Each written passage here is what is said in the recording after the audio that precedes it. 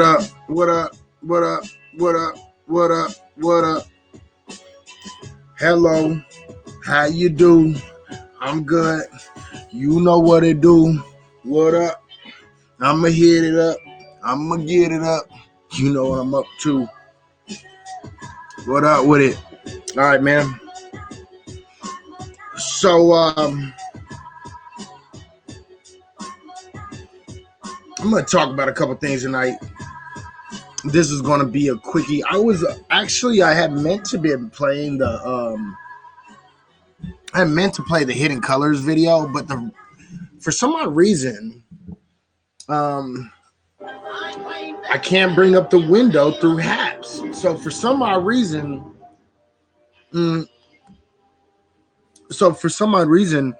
I cannot. Where them bars at? You missed it. You was late. You was late, my dude. You late. You know where to go. But I meant to play this shit, right? And I couldn't play. What's up, Carlinda? So I couldn't actually play the video. So I have to figure out what's going on and why I can't play the video. So for that, I apologize, because if I was able to play the video, I probably would have been on and you guys would have seen me. So I want to apologize real quick, and I want to say sorry about that shit. As soon as I can figure out how to get the sound, so far I can get the picture on the screen just fine and everything. I cannot get the sound to play for some odd reason, and it's really, really, really starting to bug me. So I'll figure it out. You better get what you know.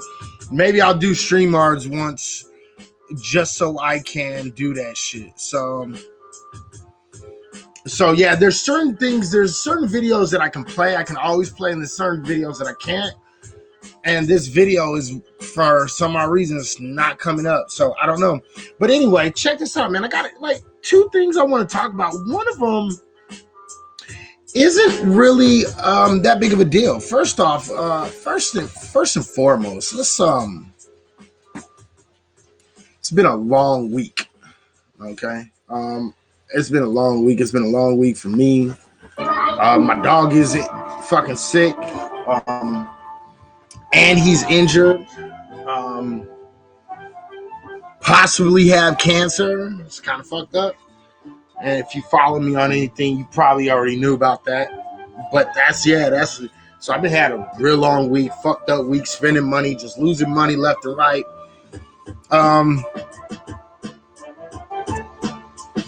That might be the way I have to do it. Great fucking idea. I might have to do that shit. So it's been a long week for me, so I apologize. So also being a long week, man. The fact of the matter is this. One of our brothers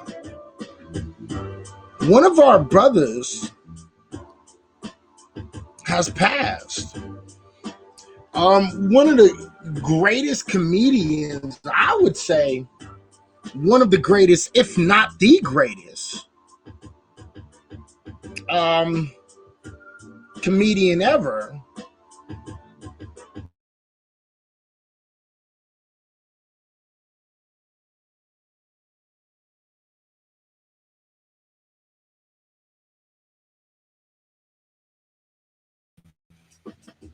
Thank you. I appreciate that, Eleanor. Thank you. It's a sad thing. It passed. I don't know. I feel like I'm like lagging for some odd reason, but I don't know. It might just be, I don't know. I feel like I'm lagging, but I'll figure it out. I know my voice isn't lagging. I feel like everything else is lagging. But anyway, the brother Paul Mooney passed, and so rest in power and rest in paradise to that brother. So that I wanted to put that out there real quick. Like I said, I only got a couple stories that I want to talk about, and it's really not even a story, one of them. Another brother that's been a pivotal movement in the hip hop industry passed away also. He's a photographer, got a lot of the pictures of of like Tupac and Snoop and all the old school R&B guys, you know, notable, you know, Mobb Deep and, you know, East Coast, West Coast, and a whole bunch of shit, right? And so he passed. I thought it was kind of funny because somebody, you know what I mean, didn't he die on Malcolm X's birthday? I don't know if he did or not, but you know, whether here or there, he passed, and a lot of Nigerians were trying to fucking act like, you know, this guy was, you know, black folks, you know, shouldn't take credit for this guy. He was Nigerian, and I'm telling you, you Anchor Baby Africans out here, man, y'all got some issues. Y'all need to take care of yourselves because that shit is stupid. Y'all try to get petty over some dumb petty shit, and it didn't work. And y'all motherfuckers need to grow the fuck up. White people, get the fuck, come on, man, stop it. Okay? So, and Anchor Baby Africans, y'all gotta stop that shit too. All right? Y'all sounding stupid as shit. All right? Talking about, yeah, don't forget to make sure you notice the Nigerian, you know, what the Nigerians bring to the culture of hip hop or something like that. That's what basically they were saying. All the Nigerians were saying, you know what I mean? Don't neglect to show all the, you know, everything that fucking this Nigerian has given to hip hop. Right? It's like, dude, he took pictures, dude. Calm the fuck down. Like he took pictures. Okay, yeah, did he take some iconic pictures? Yeah, okay, cool. Yeah, they were iconic. Okay. But if your contribution to hip hop or the black culture at large is some fucking pictures of other people, not even art that you drew, yeah, try again, buddy. Stop it. Y'all looking stupid as fuck. All right. That's what it is. I'm sorry. Hold on 1 second. I gotta grab something real quick. I'm gonna grab this and boop. And then I'm gonna grab this. I'm gonna do this. And I'm gonna go bang. And hold on 1 second. Y'all might see something. Oof.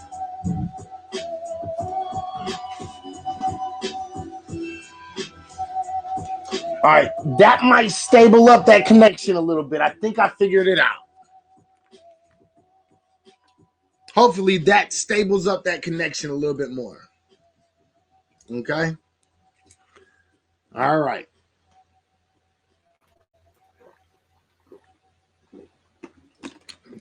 So Nigerians, quit trying to stop it. Just stop it. Okay? You know what I mean? Why you guys go around calling black folks katas and shit? Stop doing that shit. All right? All right.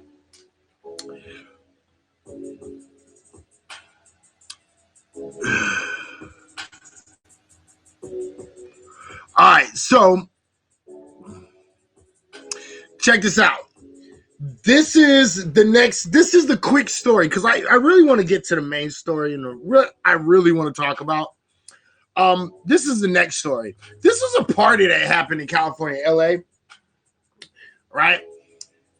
A whole bunch of fucking kids. Like, so this kid, this little white boy, he was having a party and he put it on TikTok. And from that TikTok, what happened is apparently a whole bunch of people started showing up. He ended up having something like 3,000 people at his party, right?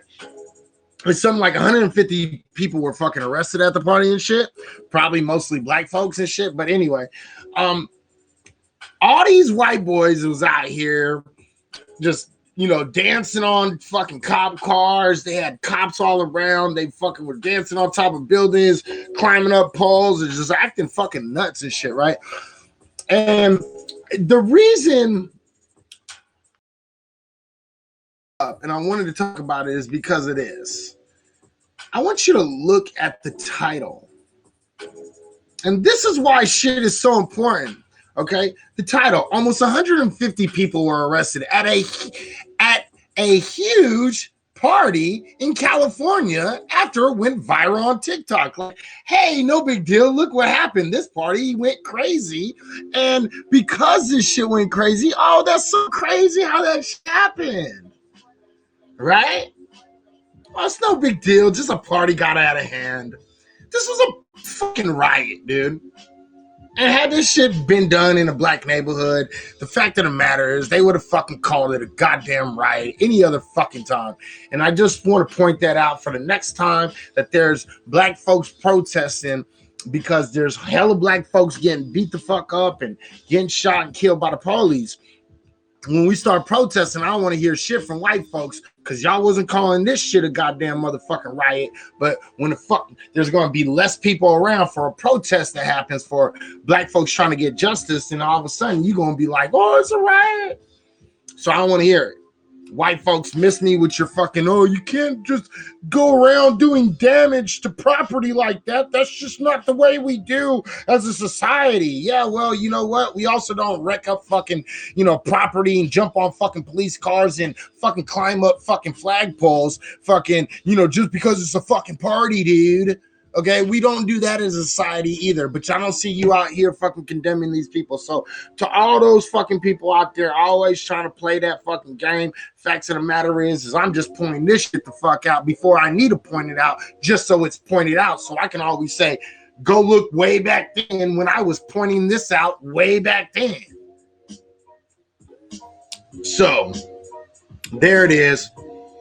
You know what I mean? If you're white, you can get away with throwing huge ass parties of people fucking acting like goddamn fucking nuts. All right, and then tomorrow I'm going to talk about some very specific cases, and this is actually going to be one of these cases. This is a case of 8 police officers actually beating up. What about crypto after Elon Musk? I'll talk about that again on another day. Also, I'll touch on that before we get into the main topic after this shit. I'll talk about that for a quick second. There was 8 fucking cops, 4 cop cars, all for this homeless fucking black man that wasn't bothering anybody, and they beat the mollywhopping shit out this homeless man. And this is just what it is, and I want people to pay attention, because I'm going to point out a lot of cases, and I'm doing this for a reason. So tomorrow I'm going to come back and we're going to do the next show, and it's going to be a continuation of this, what we're talking about today, right? But the whole time, what I want you to do is, hold on one second. This shit is so irritating, my last nerve. Okay, there we go. Come on, man, fucking. Come on, dude. Give me some more fucking. I know I got enough bandwidth, bro. This shit is fucking crazy, bro. Anyway, Haps is like losing my faith right now. Haps, y'all got to get your shit together, man. Haps, y'all got to get your shit together. Okay? If y'all want me to stay on here, which you probably don't, I don't fucking know. But if you want people to come on here and stay on here, you guys are going to have to get your shit together. And I hate to break into this, but my whole fucking shit, it keeps on going in and out and in and out and in and out and in and out of focus because your fucking bandwidth. Like, you guys got to do something about this. Haps, if you don't do nothing about this, you're going to keep on losing people. You're not gaining more people. You're losing people because people are not trying to stay on here. We can just go on Twitch and we can go on other places. I like Haps. Please fix this shit because it gives me the ability to go on many different platforms from here. So Haps, if you don't fucking hear me, please hear me. Fix this shit. Okay? Thank you. Like, real shit. You guys got to get this more stabled out somehow. Okay? Not only that, but you need to fucking make it where we are able to upload videos so we can show people videos. I put together a video and I can't play the fucking video because it's not allowing me to play the video. And it won't play the audio for my video. And it's really fucked up. I'm sorry. All right? So guys got to get on this, man. Get on it. Chop, chop, chop, Haps. Chop, chop, chop. All right, anyway. So those are the things we're going to talk about. I'm going to talk about some of these really, really, really a lot of abuse by the police that is going on right now.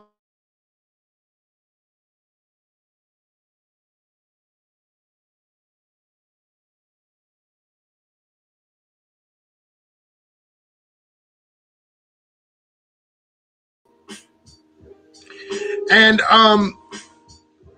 it's too small to carry these. Dad tries to push.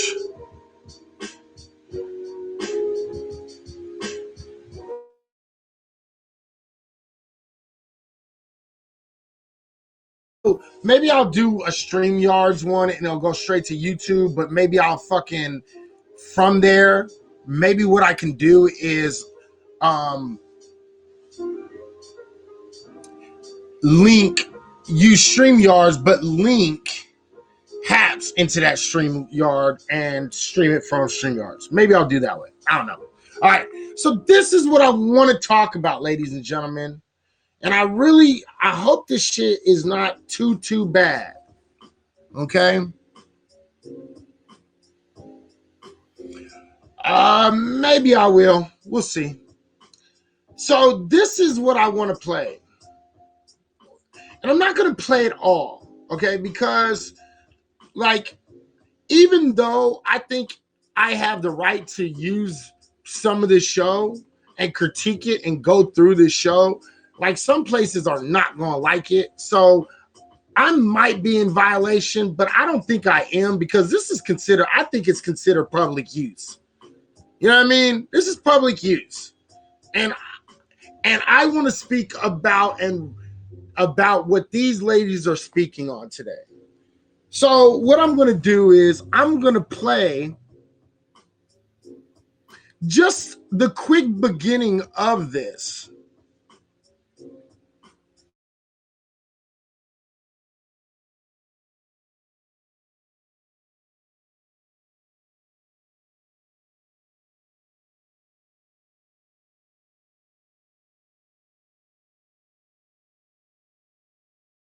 Fucking argument. So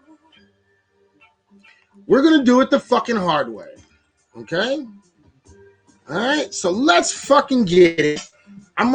There's a few portions that I've actually pointed out, and we're going to skip to them. We're not going to listen to every single portion, but we are going to listen to as much as we can without doing anything. I don't think this is wrong. Again, this is from the Red Table Talk with Jada Pinkett. This is Jada Pinkett's TV show. This is the episode. You can actually go see it on Facebook. It's a regular show on Facebook, and you can watch it. It's on season 4. It's episode number 7. Okay, and the name of the episode is called "Confronting the Divide Between Black and Asian Americans." And there were 2 Asian ladies on there. One of those ladies being Lisa Ling. And everybody knows who Lisa Ling is, the reporter for, I think it was ABC or some shit like that. So she was on it. And then there was another Asian woman that was on there. And I'm going to try to play as much as I can. Some of it I'm just going to fast forward to. The shit that's kind of nonsense and it really just doesn't need to be. You can go back and watch it. But there's certain things that I do want to talk about. And I kind of have to let it play. All right. So if I get another fucking denotion, then okay, fine, whatever. But you know what? I think I should be able to fucking, talk about this show. And I should be able to fucking address the points that I think I should be able to address. That's just my personal opinion. If not, okay, fuck it. Demonetize me. I don't give a shit. I don't have enough followers anyway. Now what? All right. So, let's fucking start this shit. Okay. And let's play this. I've been feeling very stressed. Very stressed. You've been feeling stressed? Yeah. Just thinking about this conversation today, being so... Oops, I'm sorry. Does that sound like it's double? Does that sound like it's 2 different places? Hold on real quick. I apologize. My bad. Tell me if you guys can hear this, please. Let me know if you guys can hear this, please. Concerned about choosing the right words, saying the right thing, but still being able to speak authentically. I get it. This is a really... All right, can you guys hear that? Just let me know that y'all can hear that. It's good. All right, cool. All right, so we're gonna listen. So let's listen to this and let's kind of listen to what the fuck they got to say. Now, the thing is I've heard this, so I'm gonna be playing this on my phone separately, but I'm gonna be listening to it so I know we're at the same place. So let's get at 22 seconds on my phone real quick. Because you've been feeling stressed. Why? Yeah, I don't want. Just thinking about this conversation today. I don't want. Concerned. Get it? Okay, bang. 20 seconds. Okay, cool. All right, so I'm gonna play this, and I want y'all to listen to this, and we're gonna stop it and go it. Pay attention to this shit. I'm about to. I just wanted to make sure I was at the same place. That's all. All right, let's get it.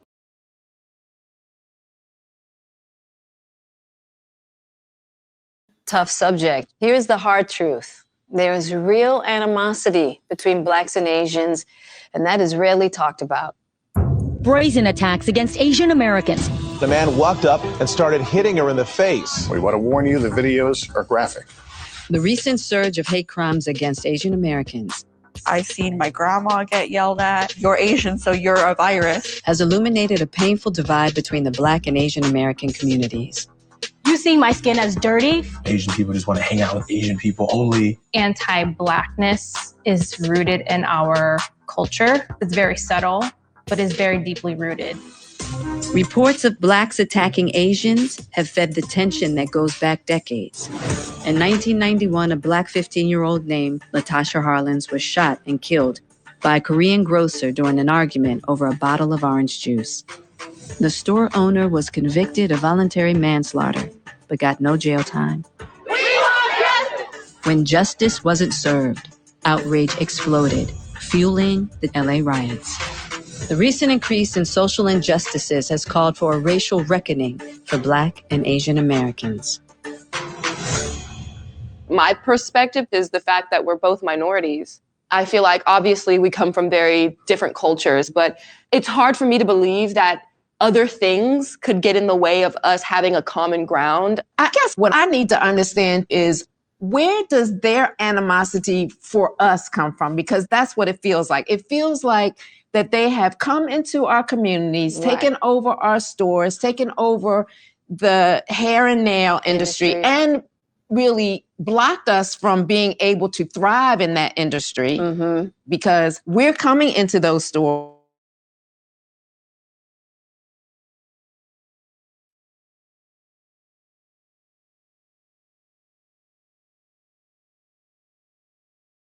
All right, I paused it right there. I want y'all to listen to what her mom is saying. This is Jada Pinkett Smith's mother who is speaking right now. Willow was there, Jada is there, and a lot of people don't really understand, but the Jada's mother, the older Mrs. Pinkett, she was spot on. And I want you to pay attention to a very specific set of words that she used. What is their aggression against us? Right? And I want you guys to keep that in your mind, because I want you to hear some of the answers. Okay? I want you to hear some of the fucking answers. And it's really important that you do that. All right? So let's continue.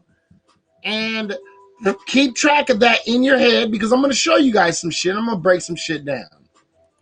Right. And when we come into those environments and patronize their businesses, we're not even treated with respect and kindness. Yeah. I've had some very volatile and passionate discussions with family members and friends. And most of my friends feel like, I don't care. Yeah. I don't care. I don't have the bandwidth or the interest because they don't care about us. Right. and they don't treat us with respect. So I don't care about anything that they're talking about. Yeah. I'm worried about what's happening with my people, because we have our own struggle. Yeah. And that's the majority. That is the majority. You're right. So it's very difficult for there to be any real concern. I don't even feel like they want our help. Right. Now, I may hear something different from the scholars. Right. But from the average person, do they care? Right. Are they interested in a good relationship question. with me? I just had an experience in the airport where I stand in line waiting for coffee, and I had a whole conversation going on. White. All right, I don't know if y'all saw that shit. It was very slick. But Willow rolled her eyes. Willow rolled her eyes when her mom was saying all this. She was like rolling her eyes. She was like, and I'm about to show you why Willow is misinformed with the information that she has. Rob says, Asians were enemies of Africans before Europeans ever encountered Africa. Absolutely, they were. Yeah. Yeah, they did. They were. A lot of people don't know that. Yeah. So I want y'all to pay attention because this shit is going to get real in a minute. Watch this shit because this shit's going to get really fucking real. We started having a Man my conversation. age A young couple came in front behind of me, me, stood in white, line. We started having a conversation. A young couple in front of me, white, had a conversation. I've never had an Asian person come up to me that I didn't know to start a conversation, to speak to me, to give me eye contact in any way. It is cultural, but when I go on vacation and I go to a foreign country, I make it my business to try to be conscious of the culture there so that I can act accordingly. Right. Right. So I think that we're owed some of that when you come to our country and you start businesses. That's just even good business practice to treat your patrons. All right. I apologize. I didn't see that I had it played. I thought I had muted it. I apologize. But basically, she was just saying that, when we go to another culture, we go out of our way to, kind of learn their culture, ingratiate ourselves with their culture, make sure that we're being respectful in their culture, right? By their rules and shit like that.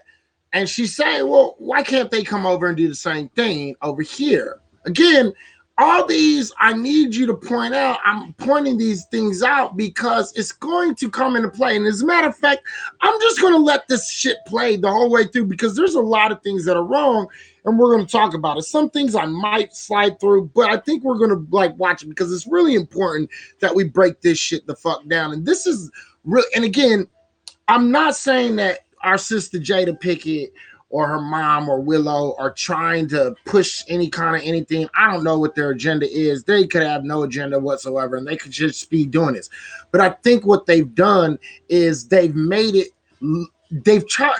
It's like they're trying to solidify a narrative of Black folks attacking Asian people, and this has just been the history of Asian and Black folks' relations, and it hasn't, and it's just not true. All right. So let's continue watching this.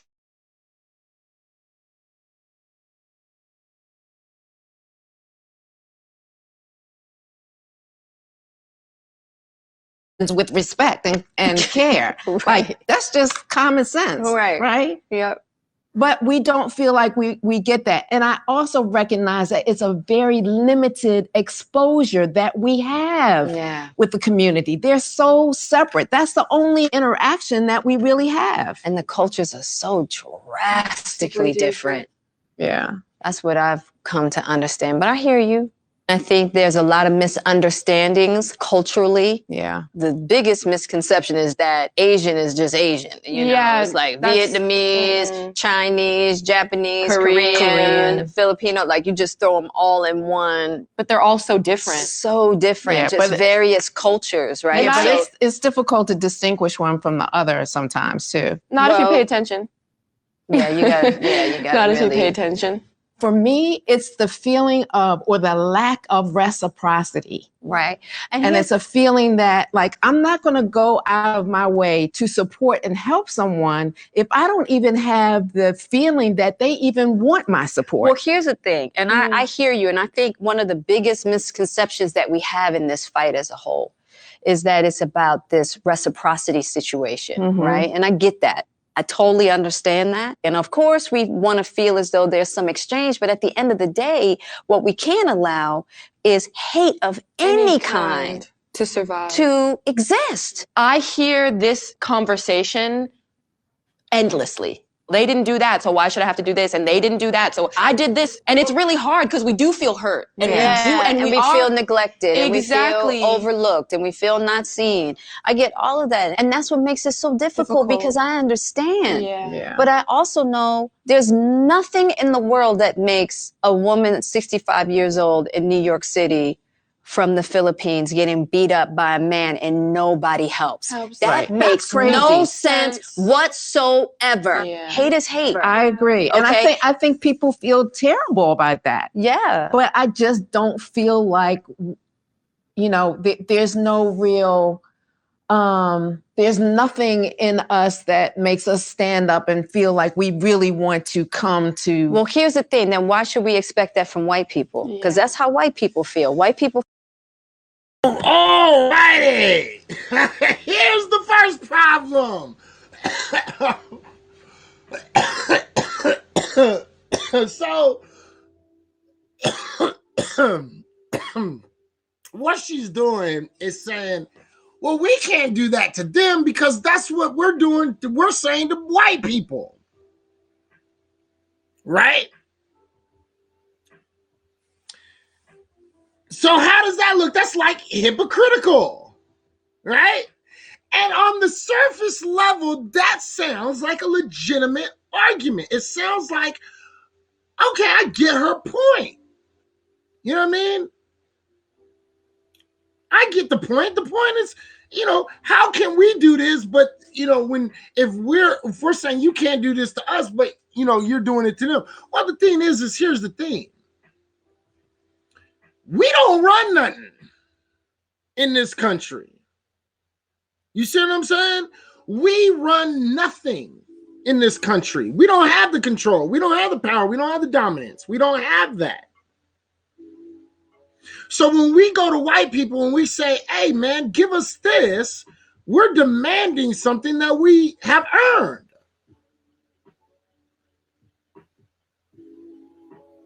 We've earned that. You see what I'm saying? We earned that. We came over here and we were subjected and treated like fucking items and articles of ownership, and we were nothing. So the fact of the matter is it's not the same dichotomy. Black folks don't own nothing. You know what I mean? Black folks is fighting a fight. And that fight ultimately helps everyone else. Ultimately, it does. So ultimately, we are fighting for everyone. But the thing is we're fighting for ourselves first. See, so the thing is they say, well, we can't do that. We can't do that. But we can. We can do that. I'm going to let this play a little bit longer. I'm going to let you guys listen to this shit.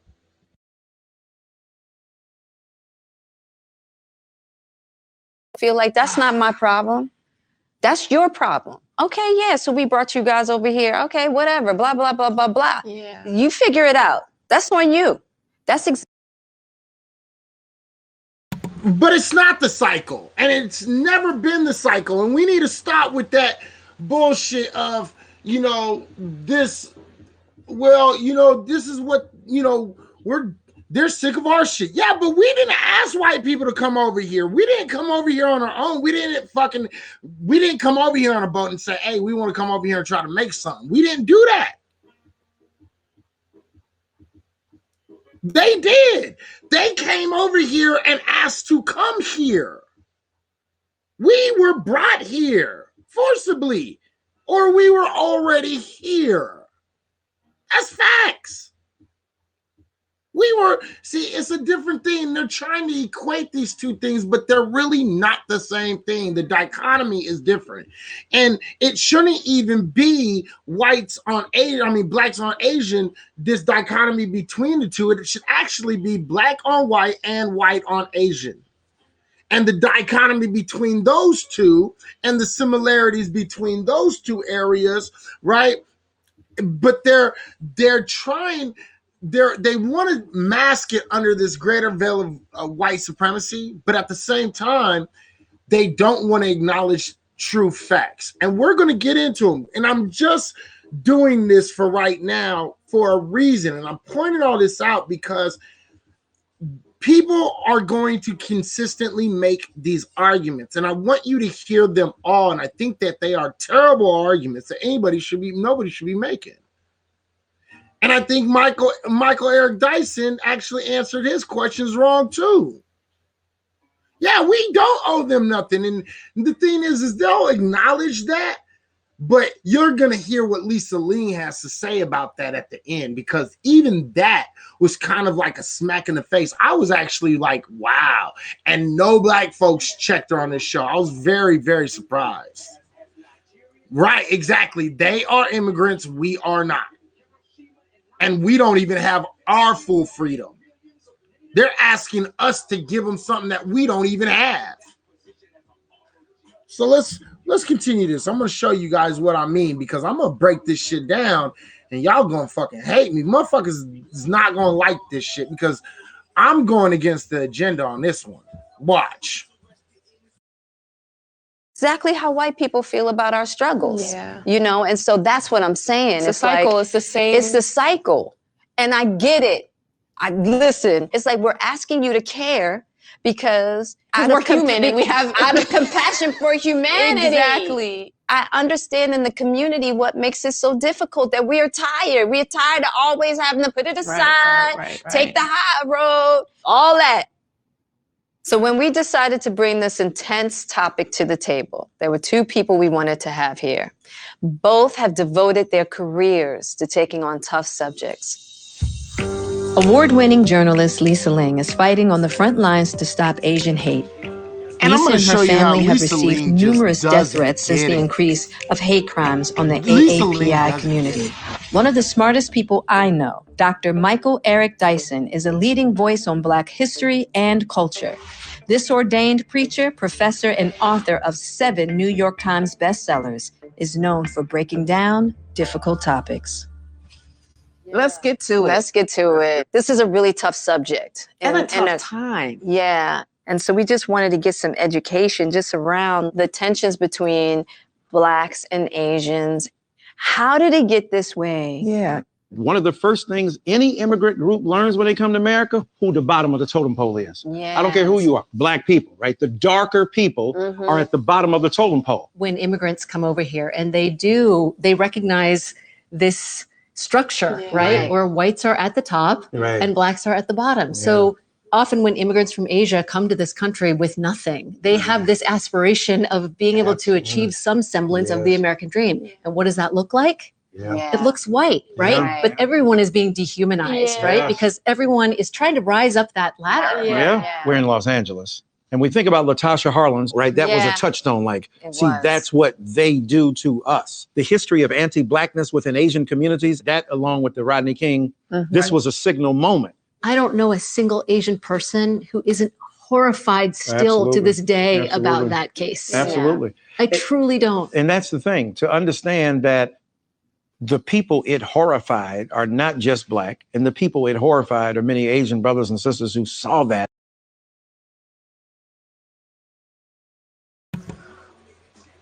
Right. And this is the thing. He does. Because here's the thing. The fact of the matter is, no, she's lying. Most Asians don't even know about the story. And when they do know about the story, what is the story that they tell you? Oh, Latasha Harlins went in there and she tried to steal something. And then she got shot. Latasha Harlins didn't try to steal anything.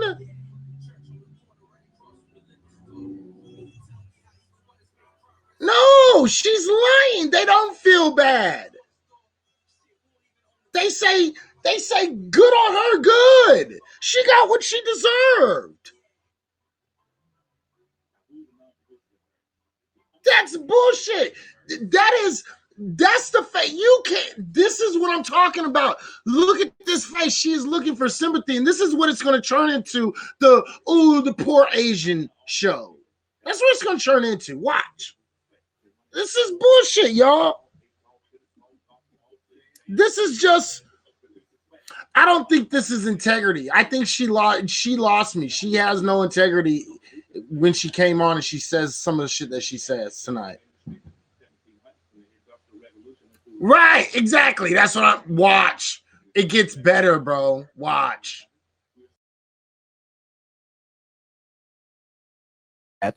Who felt that it was a horrible misrepresentation of who they are as a people. And here's the thing. The so-called negative thing that any particular group does is seen as representative of that group. Black people have a right to feel hurt and injured by the fact that everywhere in this world to be darker is to be dehumanized. And there's no question about that, which means that we should be especially careful not to reproduce that same hurt.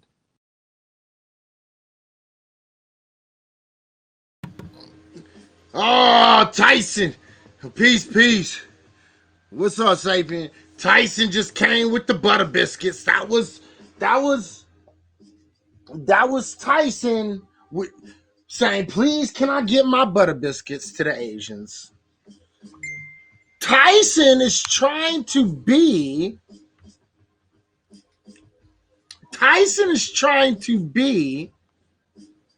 the modern day Martin Luther King. That's what he wants to be. That's what this is. This is what he thinks Martin Luther King would be in today's world. And that's what he is aspiring to be. The light-skinned Martin Luther King. That's what he is. He, the light-skinned, want to be like Martin Luther King. Let me tell you something. What he just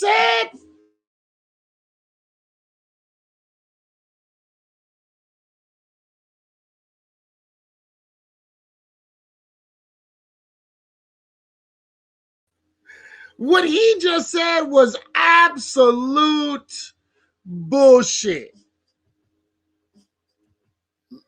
Watch. Which means that we should be especially careful not to reproduce that same hurt to other groups. Yes. Wait. Listen. One of the smartest people I know. They are as a people. And here's the thing.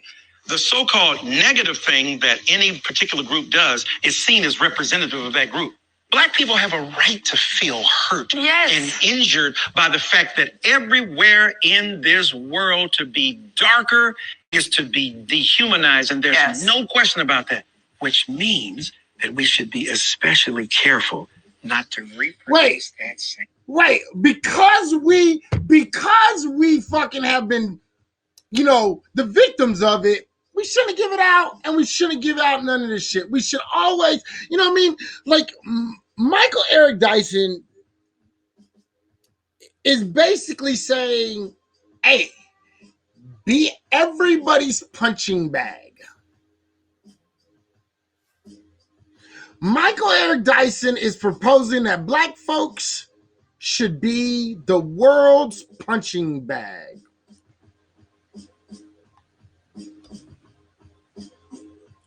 Right. He says, go ahead. Look, man, we've already dealt with it. You know what I mean? The fact of the matter is we shouldn't be fucking holding nothing against them because they're dealing with the same shit. So why are we can't be mad at our Asian brothers and sisters.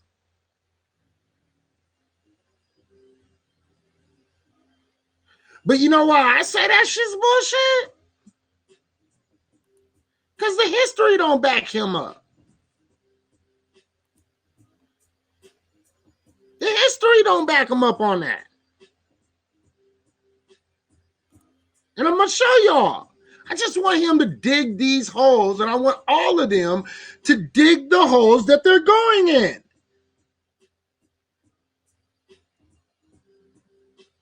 Let's continue, shall we?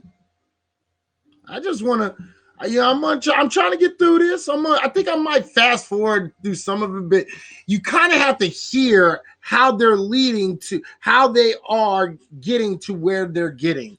And that's why I think I'm playing a lot of this, is because you have to listen to what they're saying to get to where they're getting. And I'm going to show that the history that they're talking about is so minuscule. And there's a much bigger history that is actually more logical than what they propose. We have no responsibility to any of these people. If anything, we need to copy their sentiments they have towards us, back to them. No, Dyson, no, absolutely. And the thing is I don't necessarily disagree with that notion. I think you are treated the way you are. You should get treated the way you treat people. And we're going to get into some of these things, and I'm going to break this shit down. And I don't want people to get offended. And I'm just going to explain this, and I want people to see this because I'm going to point these things out. And I don't want people to get offended because I'm about to say some shit that's probably going to offend some shit. Okay?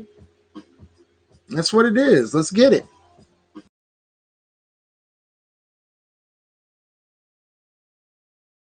To other groups. Yes. When that tension starts to brew, our communities aren't the ones that are benefiting from it. Not at all. For Black people to be demonized. Okay, right there, he's wrong. And she's lying.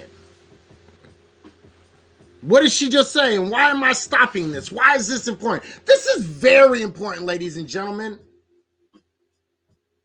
I want y'all to pay attention to what did she just say? What? Which means that we should be especially Listen to Lisa Ling. not to reproduce that same hurt to other groups. Yes. When that tension starts to brew, our communities aren't the ones that are benefiting from it. Yes, they are. Your community is benefiting from this. And this is my biggest issue thus far. Okay, let me talk to y'all for a minute.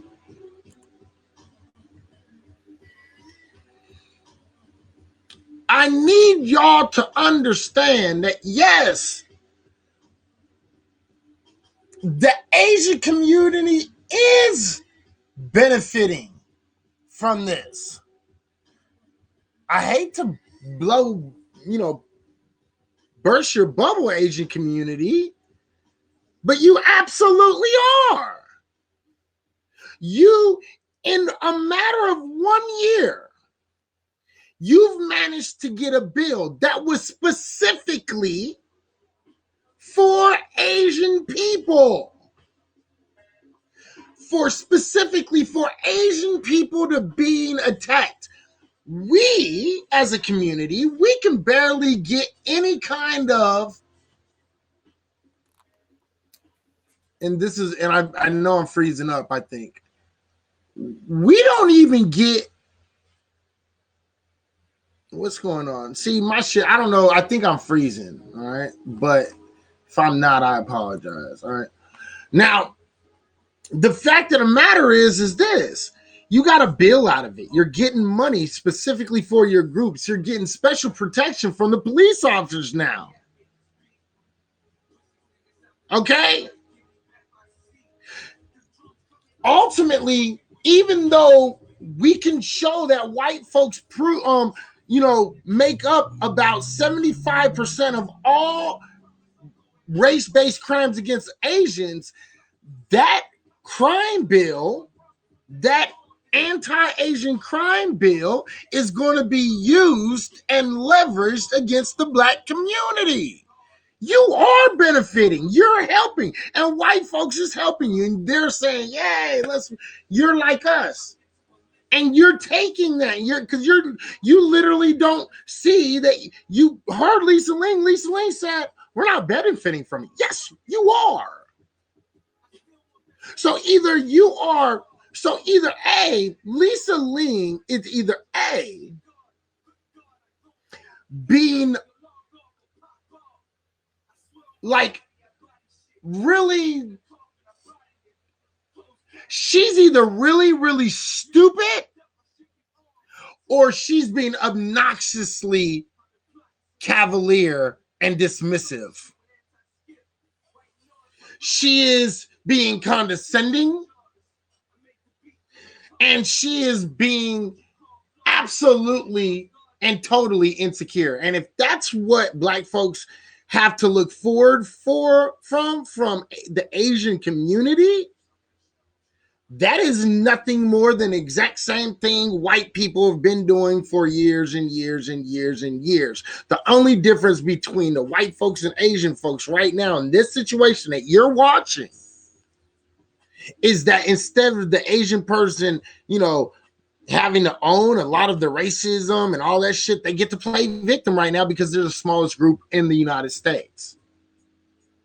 So they get to play victim, and the big bad Black people, once again, the demonization of Black folks by Black folks, by other people of color, produced and backed and moneyed by white people. Okay?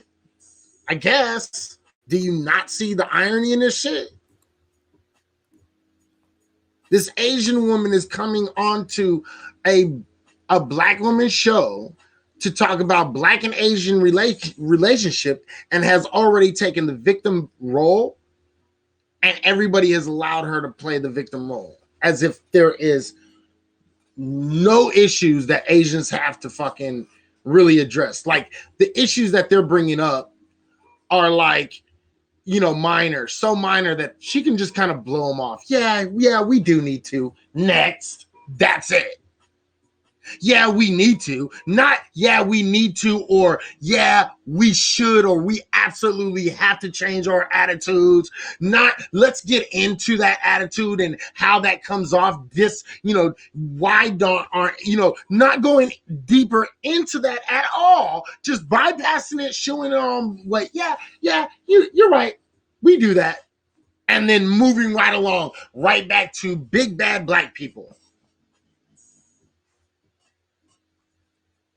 We're the victims of the bad Black people.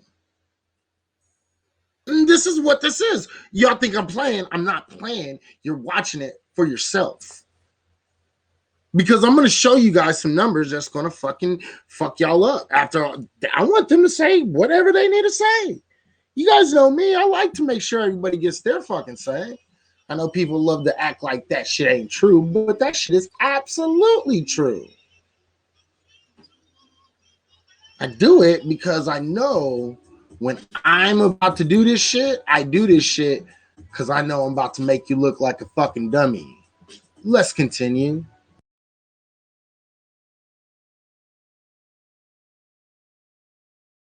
Asian brothers and sisters with the Wuhan flu, the Chinese flu, who wins? White supremacists. So it pits us against each other. Right. And that exact idea of pitting minorities against each other is the most perfect path towards domination. Oh, yeah. I mean, white supremacy is what? We're not talking about individual white brothers and sisters. We're talking about the conscious or unconscious belief in the inherent inferiority of some and the superiority of others. And I think that's the thing. I think there's a lot of people in our community specifically who don't recognize. How many people heard his definition of white supremacy? And again, I apologize if it's, I don't know if it's freezing, but the audio should be good. You know what I mean? So the thing is hopefully the audio is good. Tell me and let me know if the audio is not good. Yeah, okay. Tell me if the audio is not good. Now, and as soon as somebody can tell me if the audio is not good, then I can, or if it's fine. As soon as I know it's fine, I can go into this. Because I want to make sure y'all can hear this. Because I'm I'm gonna replay this shit right now, and this shit is so fucking, it's so slick how this shit is done. And I'm gonna have you guys pay attention to this shit. Let me see if I can. There it is, right there. Bang. Finally came back on screen. Let me see. See, this is the one thing about this shit is not picking up this shit, and I'm not even doing that much. But there's a lot of people in our community specifically who.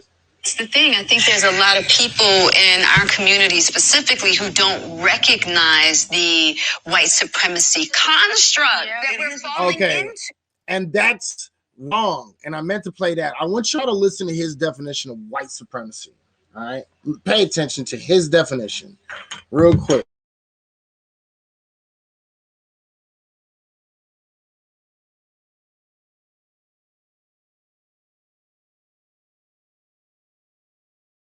For Asians, white supremacy exists to undermine us.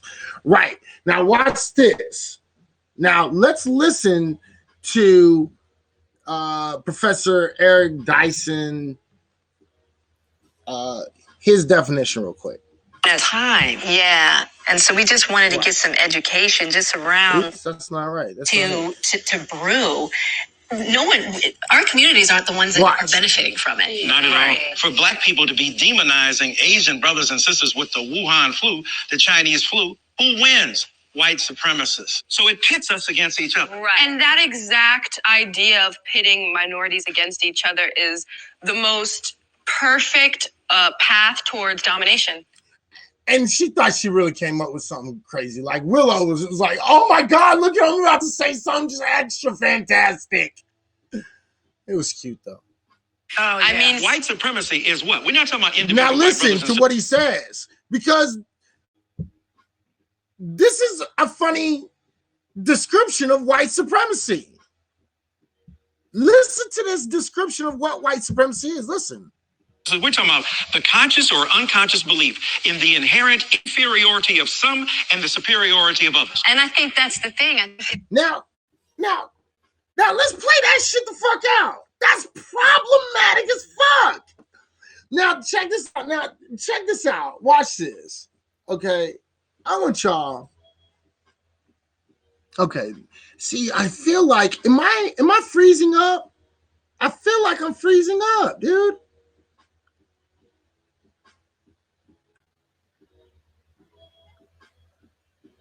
I feel like I'm freezing up. Am I freezing up?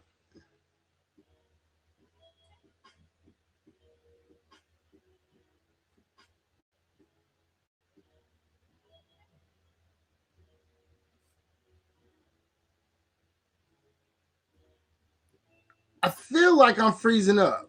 All right, check this out.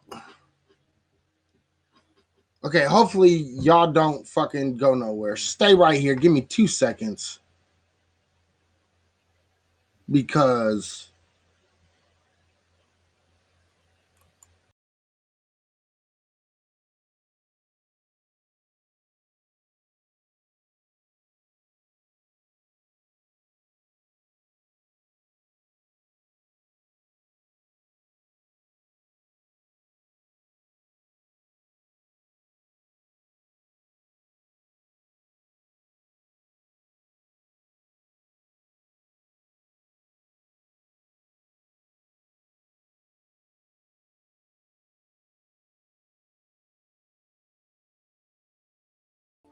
all right, now, is that better?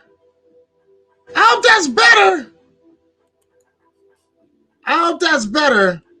It feels better. It feels better. Tell me if this is better for you like it is for me.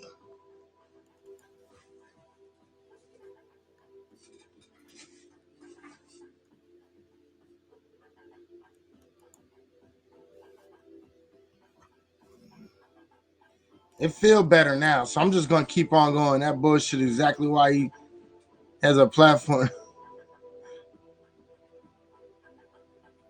All right. So let's talk about this, okay? So I got to hurry up because I know my dog's up. I probably got to take him outside. Right, I know. All right, so here it is. So check this out. So let's put her on here. So he said that white supremacy was people thinking that one is inherently superior to another person. Yeah, it crashed and then it came back up, right? I hope I'm back up. It should be back up by now. I should be back. I'm going to make sure.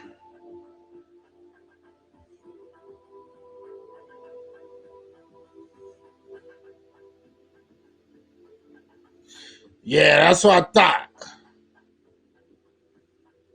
All right, there we go. I knew we better though, right?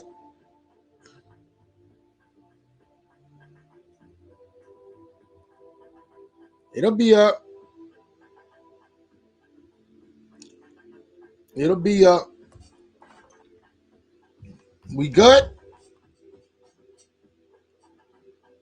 I think that's everything. I just want to make. There we go. Now he's there. All right, cool. I got to remember. You guys got to remember. You guys are about 10 seconds behind me, man. So sometimes I got to slow everything down. So I apologize. All right. So let's get back into it. Now, so he said white supremacy is white people thinking that it's greater than you, but white supremacy is more than that. Now, if you listen to Nelly Fluid Jr., right, he tells you if you don't understand racism or white supremacy, everything else will only confuse you, right? Now, this is the type of shit that I be talking about because he's out here, Michael Eric Dyson is out here giving everybody this definition of what white supremacy is. What he's defining white supremacy as, but white supremacy is a system. White supremacy is just this ideology. It's a whole system. White supremacy is quite literally the system. Everything else comes from white supremacy.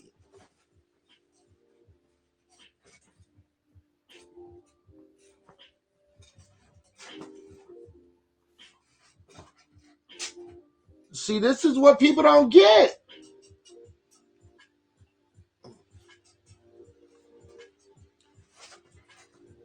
Right? So, sorry, my dog wants to. The supremacy is the system. It's not a stupid ass ideology. It's the system that they put in place to reinforce the ideology. The system is the most important thing. The racism comes from the system. If we're all equal and we're all starting from a starting point, guess what? You know, a motherfucker's not going to like you, but guess what? He ain't going to not like you because of your skin color. He's not going to like you because of what you got. If we were to reset right now, everything across the board, motherfuckers ain't going to not like you because of your color. If you reset everything, you had to recreate everything. Guess what? And that means you can recreate this system that we're living in right now. We remake the system that we're in. White supremacy goes away as long as you have the right people creating the system. But if you got a whole bunch of white people, yeah, they're going to create a system that keeps them in power. This is the system of white supremacy. It's a system. And that leads to the ideology, which is the ideology of I am superior to you. These motherfuckers sit around here and they act as if, white supremacy. No, it's a whole damn system. Racism is thinking that, racism in the general definition of racism and the idea coming through fascism and coming through totalitarianism, right? Coming through that area, you have the definition of racism that is quite literally word for word what he said the definition of white supremacy is. You understand? So he's changing the definition of racism to the system white supremacy, which is not. It's not the same thing. The system is the system in a whole. Racism is white supremacy. They're the same thing, but the thing is it's not in the same way as in how they use the word racism. White supremacy would have been is basically the term when they don't like to accept the idea, because we all see racism and white supremacy as one thing, right? White folks, when we talk about racism, they don't see it as a system. They think that it's individual racism and systematic racism, right? This is what you hear now. This is the argument today, right? The argument is, oh, there's individual racism and then there's systematic racism. And systematic racism is not the same as individual racism, which is wrong.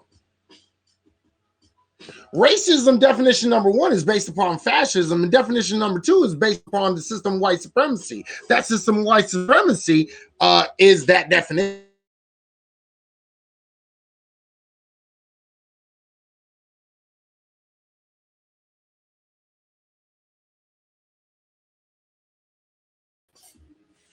But they are what they are there's systems in place. They're the same system. Racism, white supremacy. It's the same system. What's up, Deb? How you doing, beautiful?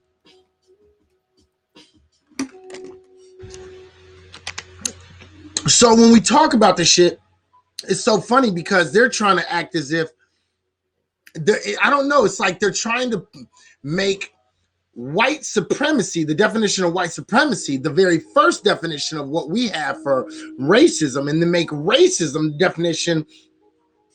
Make the definition of racism the second definition of racism. I don't know, but they're interchanging them, but they shouldn't be, because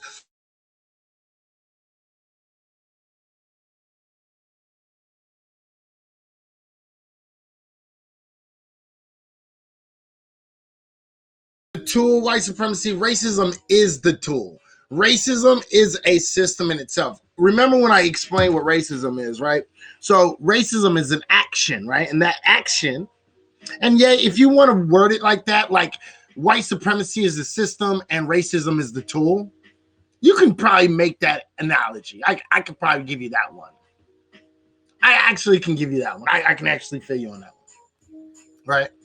So the thing is like, you have to understand how this shit is built, though.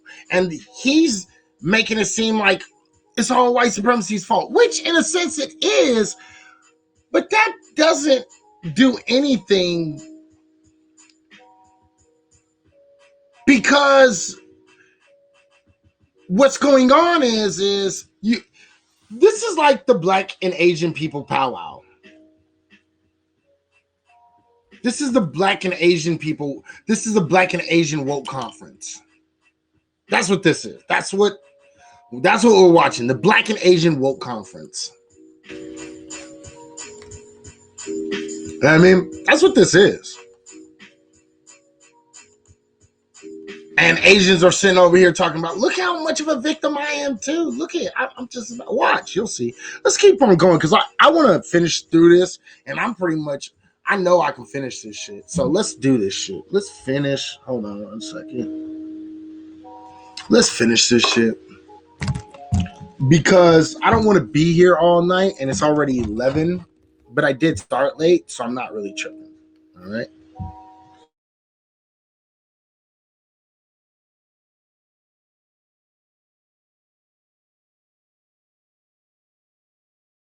Recognize the white supremacy construct that we're falling into, you know? That's the thing. Like how you just broke that down. Right. How you've been breaking it down. It's like, I didn't really have the words, you know what I'm saying? No.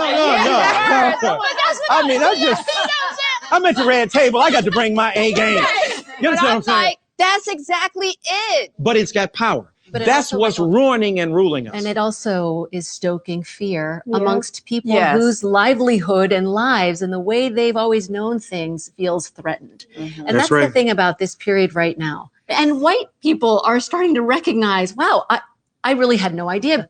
What's interesting, though, the ingenuity of white supremacy is it don't matter who's in control as long as the system is operating. Right. So you could have a Black head of Department of Housing under the Trump administration, and you still gonna have white supremacist ideology being pumped through that black mouth and body. The ingenuity.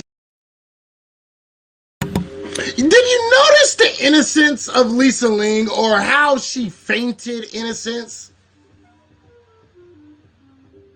White people are finally starting to understand.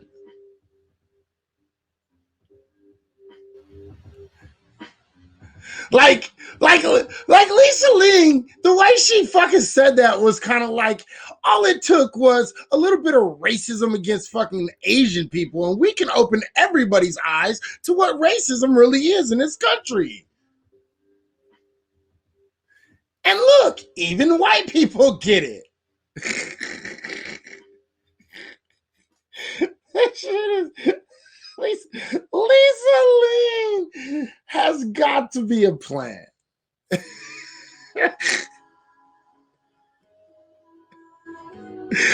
Ling has got to be a plant. She's got to be a woke plant. Let's continue.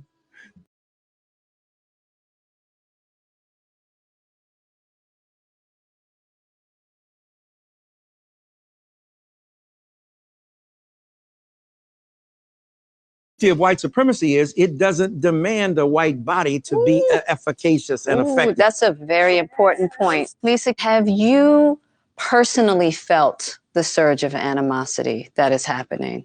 I have been teased and been on the receiving end of aggressions my whole life, but over the last year, the level of vitriol and just the hatred that is expressed has been really unnerving. I mean, even people wishing harm on my own children because we brought the coronavirus to this country. So absolutely, but it kills me that so many of our Asian elders and mothers and children are being attacked so senselessly for no reason. At this table, we always want to hear from you. So check this out. All right. All of our, and you saw how she stuck that in at the end. Oh, all of our Asian elders are being attacked. Again, listen, people, I shouldn't have to say this shit, okay? But I am not promoting like beating up old Asian people or anything. But and I'm doing all this for a reason, because this shit is problematic. It's so problematic, and I'm going to explain why, but you have to see it to understand it, right? Because that's how deep this is. I'm only going to play a little bit longer, and then I'm going to let you go watch the rest. Maybe I'll like talk about the first half today and then finish it off tomorrow. Maybe I'll do that. Okay, maybe I'll do that. But this is hilarious. This is hilarious. And I'm going to show you guys what I mean in just a second. Okay, so let's get to Jada real quick. So Jada is now going to get in, and she's going to be like, yeah, you know, we keep it real because we woke over here and we super woke over here. And I think she's going to bring in somebody else's conversation. Okay? I think this is where she could bring someone else into the conversation. Let's watch a little bit.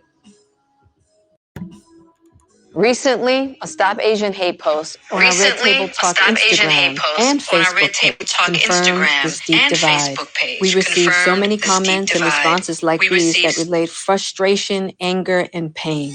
I'm supposed to care about Stop Asian Hate. I'm supposed to care about what's happening to Asian people. They're rude. They're disrespectful. They're disrespectful. And they're racist, if you ask me. Rushing us out their stores, following us around, watching us every move like we're gonna rob the whole store. But they don't mind taking them black dollars. And they didn't mind opening up these businesses in our neighborhoods. They have never helped me and mine do anything. So why would I jump on some Stop Asian Hate bandwagon. That was the majority. And it was so deep that there were lots of posts that had to be pulled. That's how offensive they were. How would you address that? You know, I think it's really easy to say things like, well, this Black person did something to me in this nail salon, or this Asian person disrespected me. Those are individual experiences, and that can't categorize the whole stereotype. That's not the totality. They are so diverse. I mean, there are over 20 different But they've been doing this shit the whole night. But living in this country with different languages, different traditions. And frankly, not only do I know very little about being Thai or Laotian or Cambodian or Vietnamese, I don't even know the first thing about being Chinese because I'm not from China. I'm from America. And this sister, bless her heart, I don't doubt her heart. I don't doubt the fact that this is her experience. I don't want to diss Black people who have been mistreated. I'm not saying there are no rude Asian people in stores that have done exactly what this woman said. But here's the question. I would say this to Black people. When we say this, and God bless this woman, right? White folk been saying that forever about us. Yep. You know, I don't mind, but these Black people, they're just rude. They're loud. You can't get them to work on time. They never come prepared. They always got excuses, on and on and on. Is that a large enough sample size for you to determine this is the fundamental characteristic of Asian brothers and sisters? Or if we're going to get... Again, with the side-by-side comparison,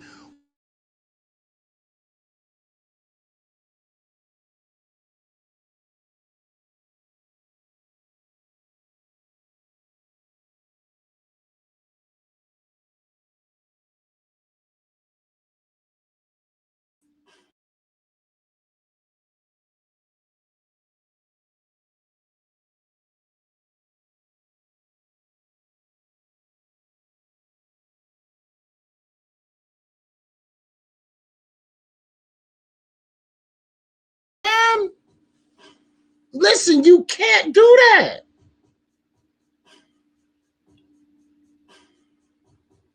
Oh, well, we can't judge these people at their worst and blah, blah, blah. Dude, that's what they've been doing since day one to us. We have not been the group that has been aggressive towards them. We've never been aggressive towards Asian folks, man. We've always tried to work with them. This is a bullshit narrative he's fucking pushing.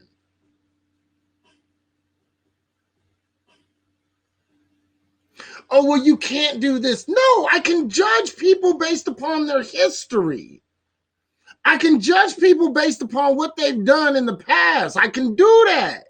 Just like they do to us. Why is it that Black folks is the only group that gets judged based upon our past? And it's not even our full past, it's our recent past. Black folks is quite literally judged by the last 50 years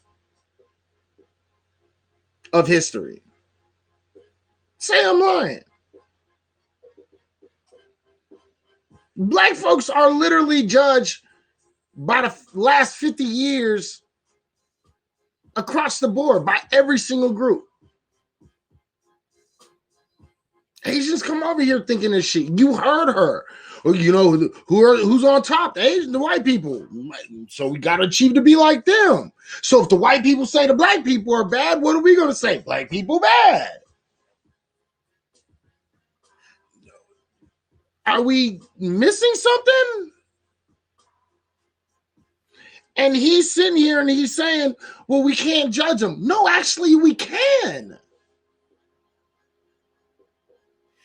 Look, you can be judged. There's Asian people in the community, right? And there's Mexican folks in the community, right? In the Black community. And so, you know, like you can go through the Black community, you see the essays walking down the street doing they fucking thing, selling they fucking drinks and all the shit, because all the niggas be buying that shit. Nobody fuck with them. Nobody fuck with the Asian lady at the corner store fucking doing her thing. Nobody fuck with them. These people are overhyping and over-sensationalizing something that's just not happening. And by the time I'm done here, I promise you, you're going to be like, how are we falling for this narrative? This is unbelievable.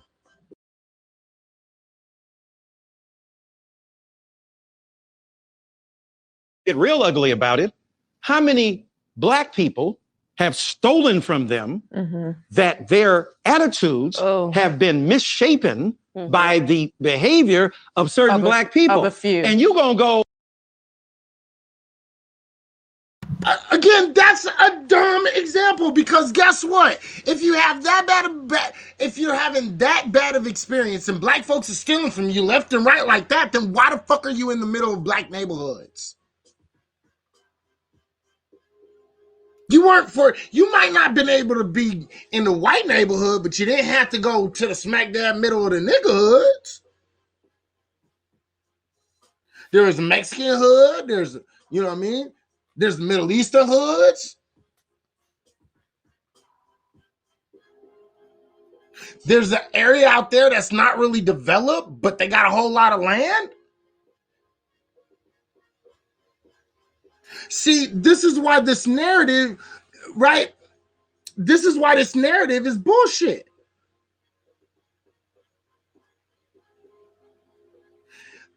They knew coming here because, again, this is, again, and I'm not saying, listen, I'm not saying because this is what they've been taught, right? White folks came into the country, right?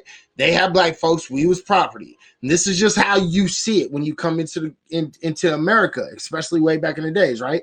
So you have white folks up here, they're clearly up here because they post their position way up here, right? And then clearly every single time under them, you see the slave, the Black dude right here. So he's always less than. The Asian has always came over here and for most parts has been free. Okay. For the most part, Asian folks have been free. Like they have not been enslaved. And if they were enslaved, it wasn't no real enslavement. I mean, there was a little bit. I'm not going to say there wasn't none. But it wasn't at the levels of any significance. All right? For the most part, they've been free. She brings up Asian people are the only people that's ever been excluded from coming into the United States. Well, that's technically not really true either. Asian folks were allowed. They were the only people that it was ever written down, don't bring no more Asian people over here. You know what I mean? Like no more Asians. Like we can send them all home. Right? Because they came over here as workers. Right? They weren't weren't supposed to stay. You know what I mean? So the thing is they willingly came over here. You know what I mean? And yeah, don't get me wrong, where they worked hard. Yeah, but that was their choice. Right? Right? I want to be bitching. If I knew my family came over here by choice, right? I wouldn't be bitching about the same shit that Black folks be bitching about either. I wouldn't do that shit either.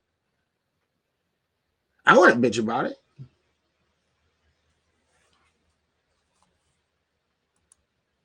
And this is why our experience is so much different than the Asian experience. And this is why the two are not the same thing. And this is why you can't judge the two. Because they're not the same thing. And they're acting as if we were both immigrants and we weren't both immigrants. This is the problem. Right? They're immigrants trying to get their rights. We were forced to be here. We're from here just like them. We've been here. Right? There's a difference. There's a difference between their story and our story. So we can't be sitting here talking about the way that they're talking about this stuff. It's not the same, because when people came over here as immigrants, they all saw us less than. You know, Eric Dyson said that shit at the very beginning. He said, you know, everybody comes over and they use us as a stepping ladder, right? Because they all know what it is. White people's at top, walk over black people, treat black people like shit. They all know the game. They all know, all the immigrants groups knows the name. That's why they all do it. This is why you'll see a very large of their population, of all immigrant populations, including African immigrants, all say the same thing. Black people are lazy. Black folks don't fucking appreciate shit. Black folks don't want to get nothing. They want to be lazy. They're just taking advantage. You see what I'm saying? They don't get it. They're coming with a whole different sight.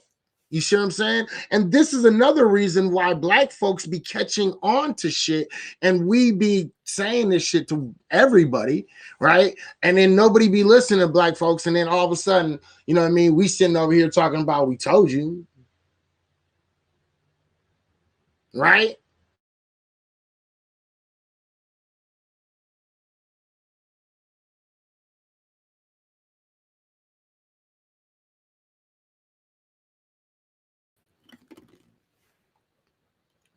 Asians didn't believe us. No, they respect us. We make a lot of money. See, we make a lot of money, so therefore that equals respect, doesn't it? They don't get it. They don't get it till it's too late. You know, so then all of a sudden it's the nigga wake up call. Now they got their nigga wake up call of you Asian, you not white, you Asian, you're not one of us, but you know, you good. Come on, come play with us. So white folks are attacking black folks. Asians decide demonize black folks, even though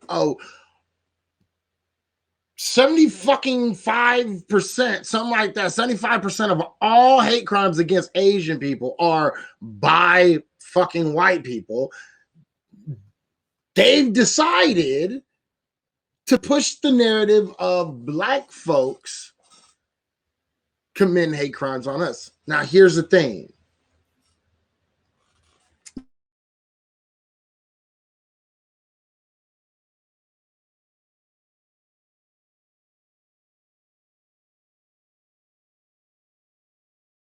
Except grandma here. And I'm going to show you why this narrative is bullshit.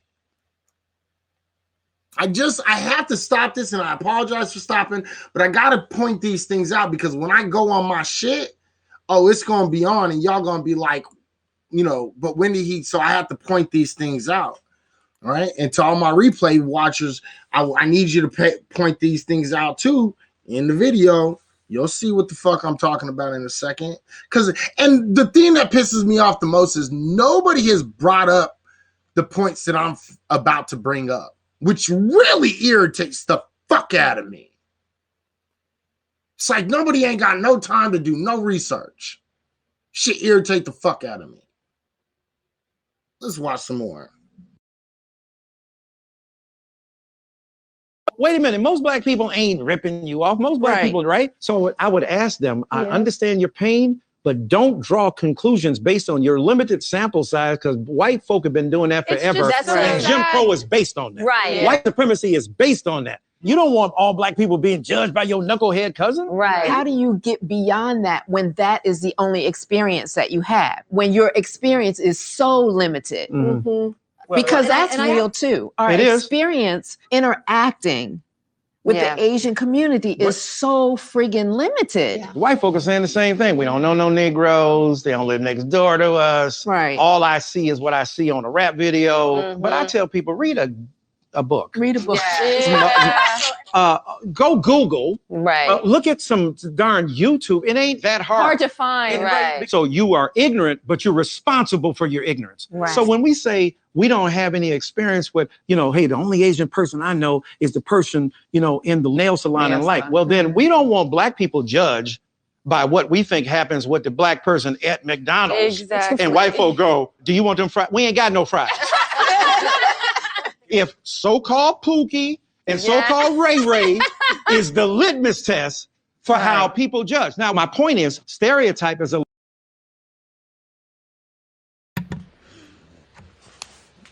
Nigga, when the fuck you ever seen Pookie in a motherfucking McDonald's in a motherfucking nice part of town? You tell me one time you ever seen that shit, and I'll let this example slide. If you can't, I'm finna fucking fast forward this example.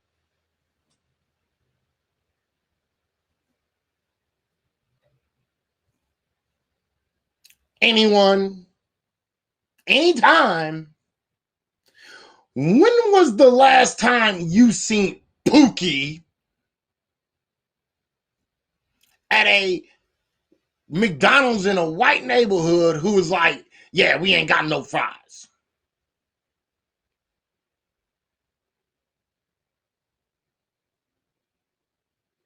Fuck out of here. White folks ain't coming to the hood. Nah. The only white folks coming to the hood is the white folks who live in the hood. Fuck out of here. Stop it. And that makes this whole example null and void.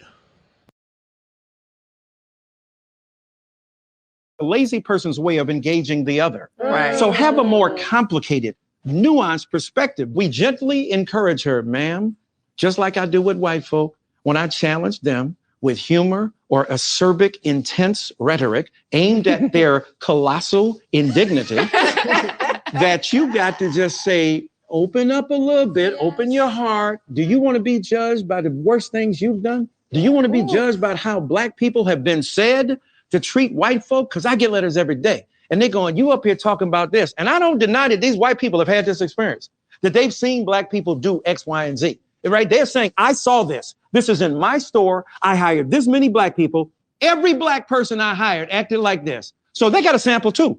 It ain't scientific, but they got a poll too. So we're going to put their bigoted poll against your bigoted poll. Let's do something different. Let's draw back and see that there's our different experiences, different peoples. And if we judge people based upon the worst of what they do or the worst of how they behave or on one day, have you judged them over space and time? Did you have a conversation with them? Did you talk to them about where they come from? Have you spoken, right? In other words, have you treated them the way you want to be treated? If you want an Asian person to speak to you, have you ever spoken to them? So my point is that when... Yes, I have. Dummy. You know, and now he's going to go into reciprocity and all this other stuff. And again, I'm trying to tell you, all this shit is really funny. And I'm going to let you listen to this last part. And then I think I'm going to end it. And then we're going to go through the last 12, 13 minutes. Because I want to end it right before this lady come on. And then I'm going to do it with this lady too. I'm going to do a separate one show with with the lady that they're talking to. Because there's a whole different thing that I got to go with that one. So let's finish this off because it's almost done. And I'm going to get to my points. All right. Let's fucking.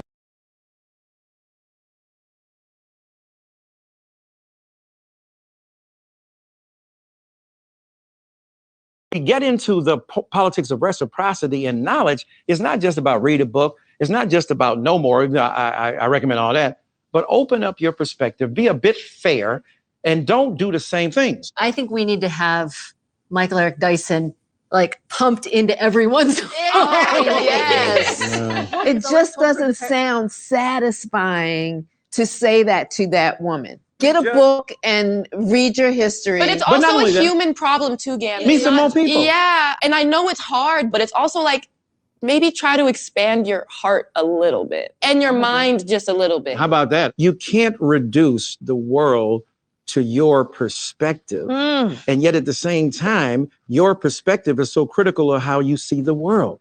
So it is to your advantage to continue to expand. Okay, but is not the onus on the Asian community to do the same when it comes to us? Oh, sure. Absolutely. And I would say the same thing to Asian people who have a myopic view of Black people. Oh, absolutely. You know, have you taken the time? Yes. You know, I'm glad when you moved that. into this community, did you read about the history? Did you get to know people? Did you invest? Did you hire people from the community and give them opportunities? Right. I do think it's incumbent upon all of us. I mean, if we don't start functioning that way. This is Right. all headed down a very really bad dark road. path. And you raise a great point, because part of the investment of the model minority is that it has insulated Asian communities. It helps, but it also hurts, because that honorary white status allows you to derive a certain kind of benefit from being quiet, from not speaking up, from not making noise. How open, Lisa, do you believe that the Asian community is to educating themselves around the history of the relationship between Black people and Asian people, but just Black people in general? That's you know, a good just question. having The thing is, understanding. I do actually think that there's a generational divide Yes. Right. in the Asian community.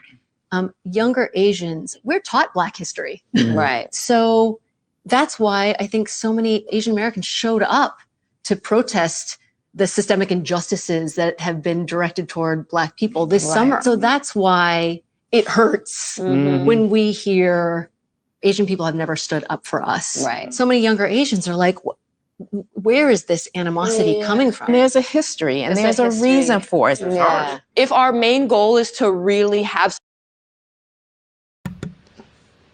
You notice? Okay, so I had told you, pay attention to the wording at the very beginning of this. And we had to come full circle. What was the very first thing that I stopped the video on? Right? Which was the question that Black folks asked to Asian folks, which is, what's all the animosity for? Right? And she just asked the question. Look, it's so funny. It's hilarious to me. Listen. Community. Younger Asians, we're taught Black history.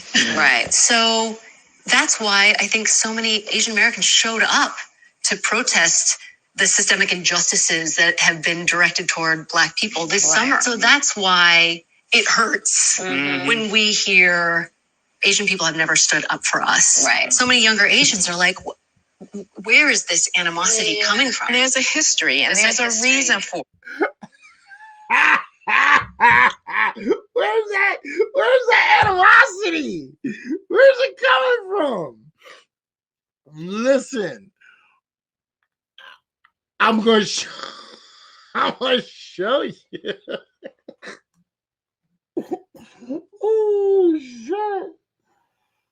Oh shit! This shit is funny.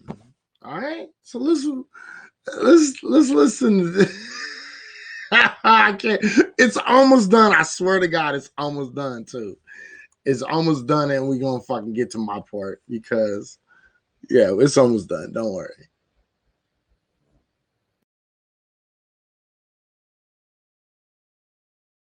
some harmony. We have to stop like inserting ourselves right back in that cycle. Right. And I'm not making excuses for Asian people, but often there are language barriers and there are cultural differences. And as a whole, Asians aren't the most communicative people around. My husband, he's Korean American, and his parents didn't even tell him I love you until he was in his 40s. So that's what we're working with here. Right. So typically they're just not warm and cuddly and friendly. right. It's not so much that it's not warm and cuddly. It's just not the most communicative. Okay. It's not particularly affectionate. But I don't think that Asians not approaching you to talk to you, it's not so much because they're discriminating against you. I mean, I do think there's a cultural piece to it where they're probably not even talking to each other that much, quite honestly. When we talk about race in this country, it's through a certain lens, right? It's black and it's white. Right. Asians have been in this country since the time. 1500s, right? A long time. Yeah. Did you read about Asian history in your textbooks in schools? I mean, I didn't even. When I hear this aversion and people saying, well, Asian people don't stand up for our community, Asian Americans don't even know their own history, you know, because it's not taught in our schools. If you look at Asian American history in this country, we can't compare it to what Black people have gone through, right? Although some Chinese and some Filipinos were actually enslaved. Right. But the Chinese were the only demographic to ever be excluded from being able to immigrate to this country for decades. Yep. 120,000 Japanese rounded into camps for years. They lost their businesses. They lost their homes. I also learned that there were lynchings that happened of One Asian. of the biggest lynchings in American history happened in Chinatown in the 1800s. Exactly. And I just learned about this. Think about Asian brothers and sisters the way white folk think about us, and I think we'd be a bit more compassionate. Toni Morrison said, on the backs of black people, America has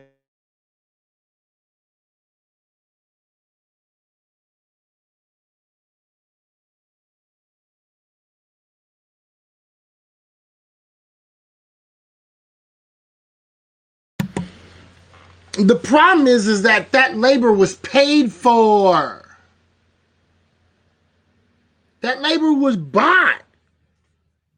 It's not the same.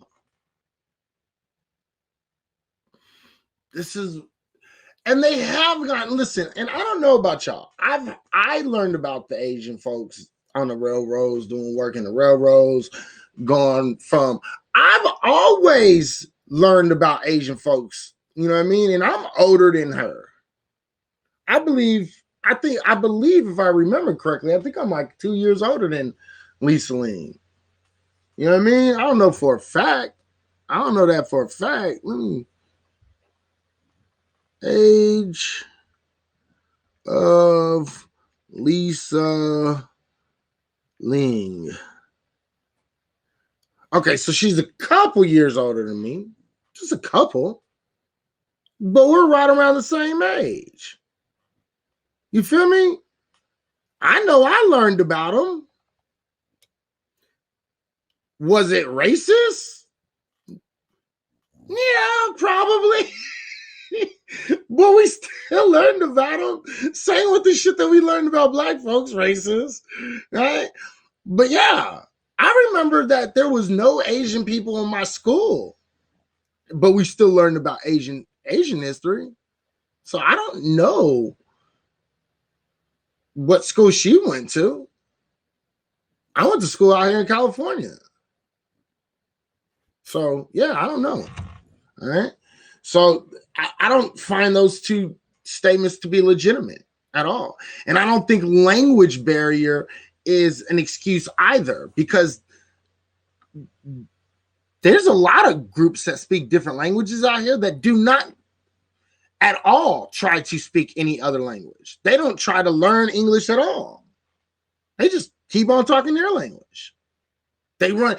I know successful ass businesses where the owners don't speak a lick of English. And a lot of the workers don't speak a lick of English, whether it's Mexicans or Asian or anybody.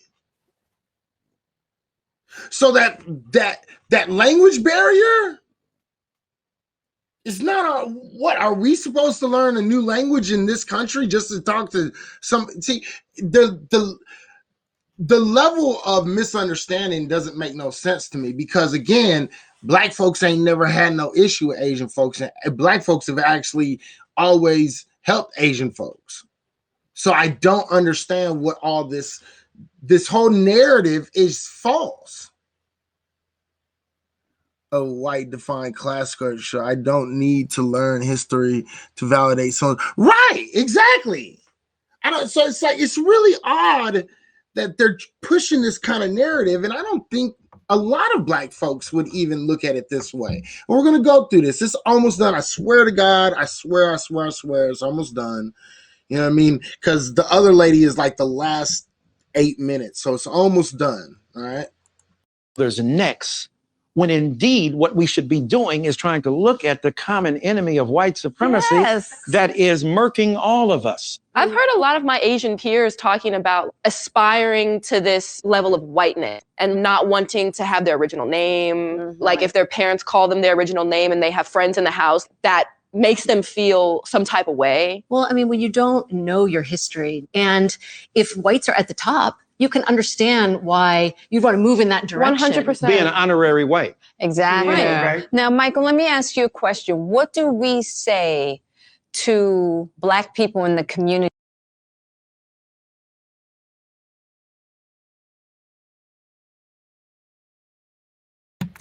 All right. So did she? I don't know if I heard it. I think I might have heard it, but did she ask the question? Let me make sure. Let me see. Who feel threatened and feel as though that the presence of Asians in our community are stealing their livelihood. Why be mad? All right. So I want y'all to listen to what he's saying. Okay? I want you to listen to the answer because what he's saying is she's asking the question that we actually talk about a lot in these circles of, woke consciousness, whatever the fuck you want to call it. People just trying to get their shit together. Black folks trying to get our community right, whatever the fuck you want to call it, right?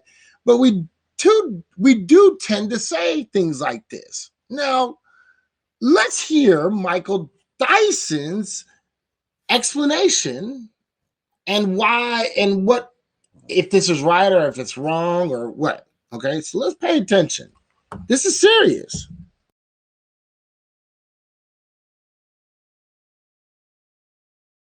At the Asian brothers and sisters who came here looking for an opportunity. Don't hate the player. Right. Hate the game. Why do Asian people have those nail shops? Where could they get them? In the black community. Be mad at white supremacists who deny black people access to the loans to be able to own the shops in their own community. And the game at this point is black people can't get loans. The reason Asian brothers and sisters are on those shops because they were able to get loans, right? Right. And Asian. Okay. Listen to this shit. I need y'all to pay attention. And then I want y'all to listen to what Lisa Ling says next. Watch. Historically haven't had the opportunities to open their businesses or even live in some cases in predominantly white communities. So they end up in communities of color where they're predominantly Black people. And when they do open businesses, it's not so much that they, are trying to discriminate against Black people. This is where they have to open businesses. And often they don't take the time to understand the historical roots. Again, this turns into a woe is me. Look, I'm the Asian. They started calling it, listen. They started calling the Asian community out. And here comes Lisa Ling with the woe is me, the Asian group. It's unbelievable. I don't care what nobody say. Okay, why? And then listen what she says when she finishes up. Watch this shit. I can't believe this shit.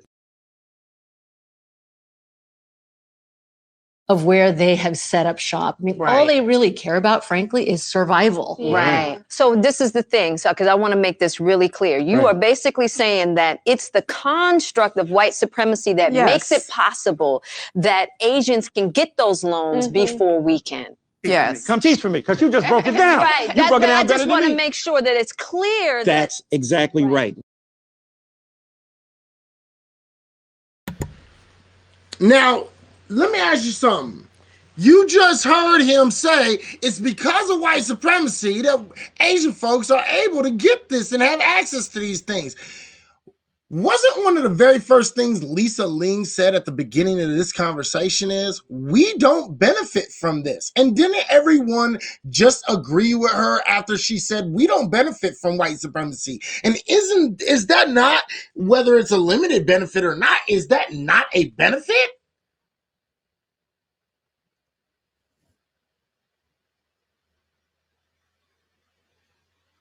Like, the fuck is that?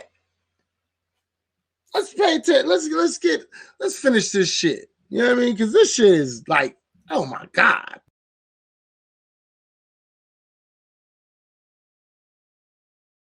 The history of Black cooperation with Asians and Asian cooperation with Blacks is much deeper and more profound than the kind of bitterness and the fracas we see going on right now. Asian people, whether Black people know it or not, have been involved in the struggle for African-American freedom from the get-go, from the time that they got here, right? But that history is obscured. And what is put forth is they're disrespectful. They don't like us. We saw black people side with the Philippines and the Philippine-American War. Yes. We saw black folk with the Vietnam War speak out. And so it is in the history if you read it. Right. I mean, heck, the Wu-Tang Clan. Yeah. Wouldn't be no RZA. Would be. All right, and that is where we're going to end the coonery and buffoonery for tonight. All right, tomorrow we're going to go over the last 5 minutes because the last 5 minutes is going to be a whole separate thing. Okay? Now, we heard a lot of things in this shit. Cooperation with blacks equals niggas will give me some money. Right, exactly. Right. So check this out. So we're going to explore a few things, right? So the fact of the matter is let me get this water because I got this thing called cotton mouth. You need some ice water. All right. But we have this thing where they all accepted the fact that all immigrants come over here and they understand that there is a breakdown, which is white and black is down below, right? This is what we know, right? Now, because of that, they know that they use us and our community as a stepping stone for them to do better.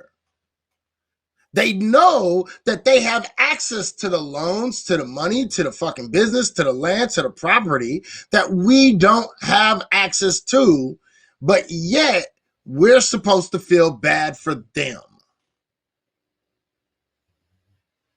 How exactly does that make sense?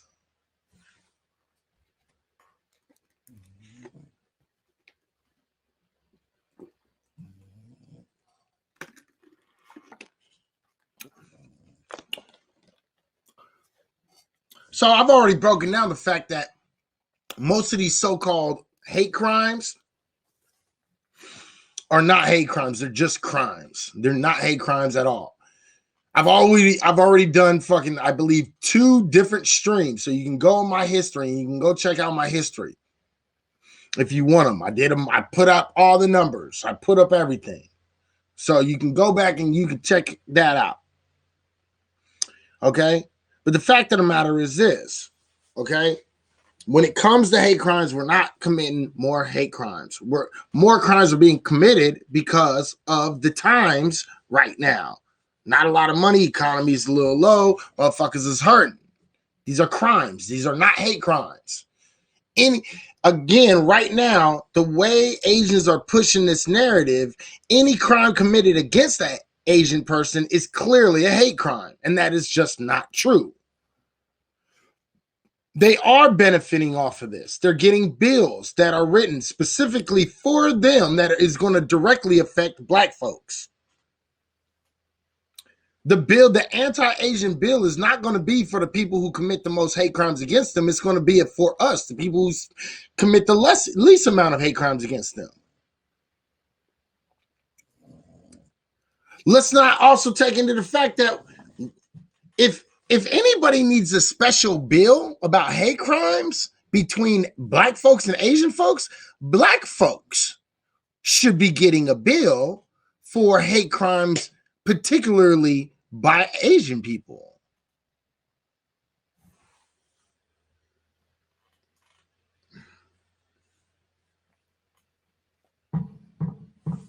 Yeah, I said that shit. I don't care what none of y'all say. What year was the LA riot? It was in 1992, right?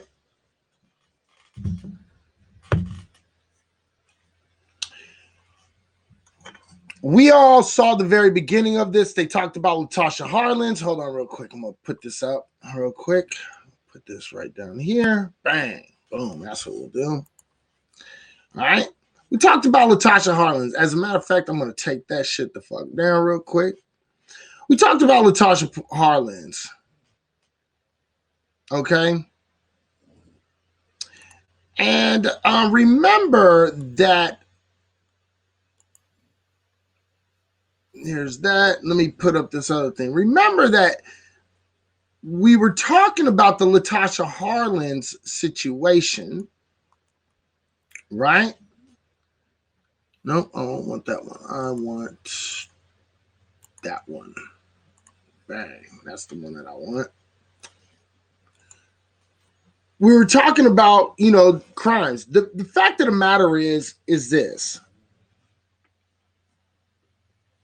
Hate crimes being committed against each other's community is actually, first off, and I want to point this out, is actually really, really low, because I want to point out that there has been cooperation between Asian and Black folks as far as, like, in the sense of, I don't fuck with you, you don't fuck with me, we'll just do our thing, right? Everything's about equal, almost. When it comes to shit like crimes and shit like that against each other, like, it's really low.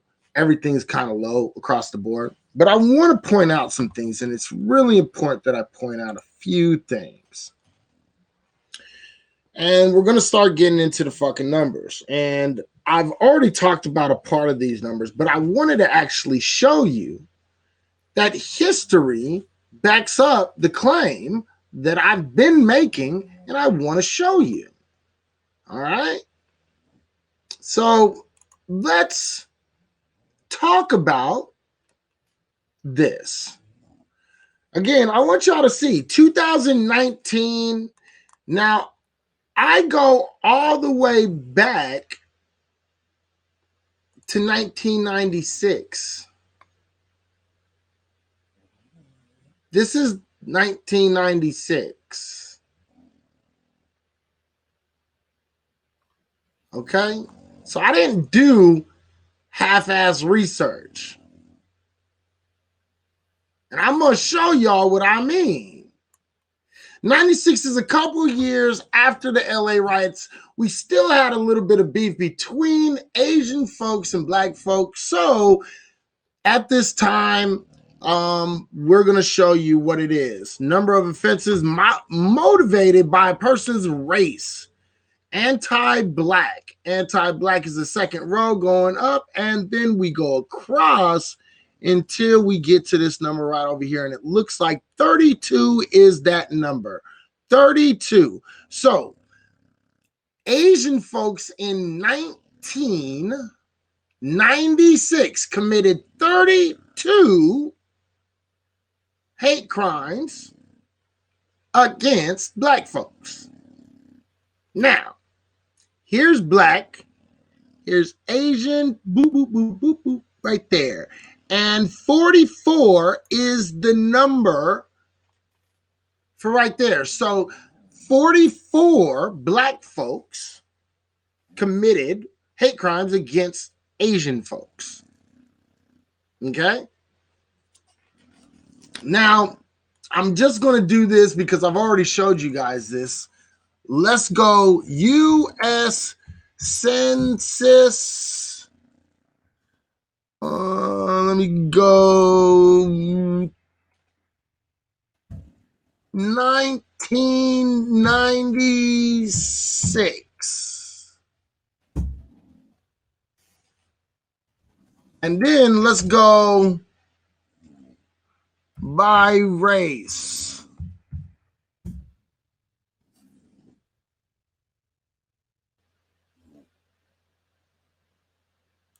All right, let's see if this is the one right here. There's population.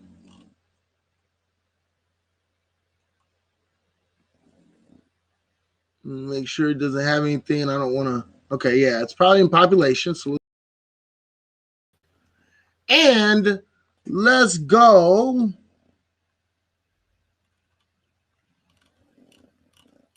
Let's go down to race. And I know this is long because this is so far back they had to just upload the copies of the papers on this shit, right? So 1996 population.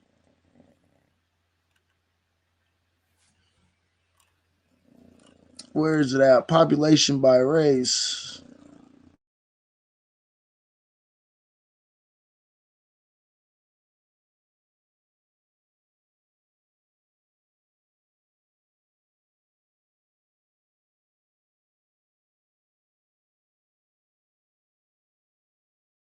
There we go. That's what I need. By country. Now let's go down and let's look for Asia. Okay.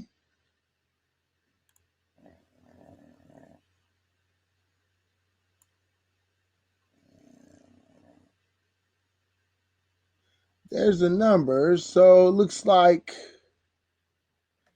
that was a mass influx.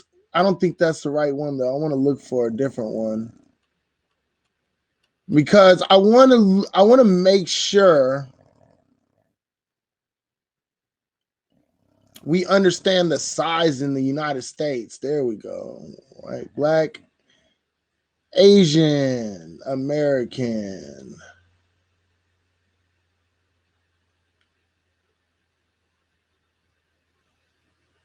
See, they don't have the percentages up here. It's crazy that every citizen in the country is sitting at home doing this much research right now.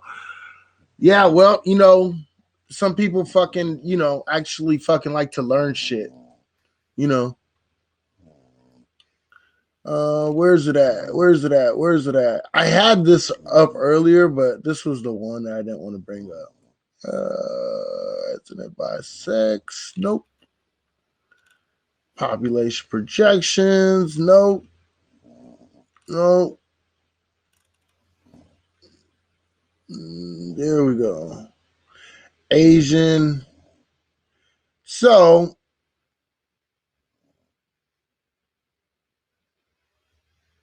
it looks like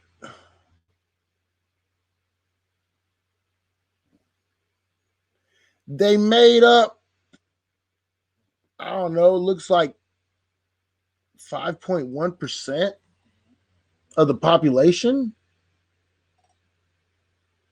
Oh no, that's 5.1% of yeah.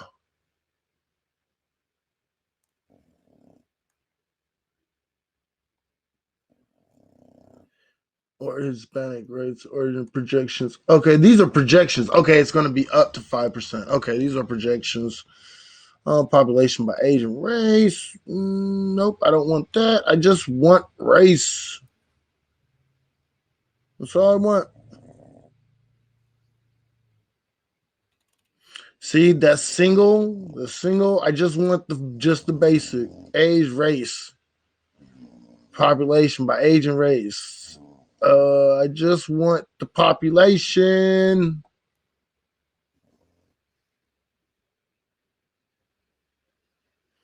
I want the total population. Why is this shit so hard to find?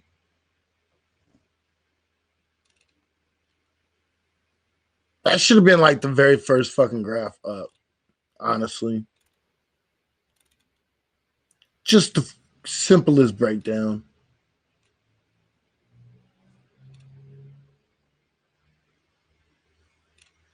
Not by region either. I don't care about regions. I want motherfucking just a general population. Oh, Jesus Christ. I know it's only like 3%, but I just wanted to show it to you guys. It's like 3 or 4%. I know it's like really, really fucking low. I just wanted to show it to you guys.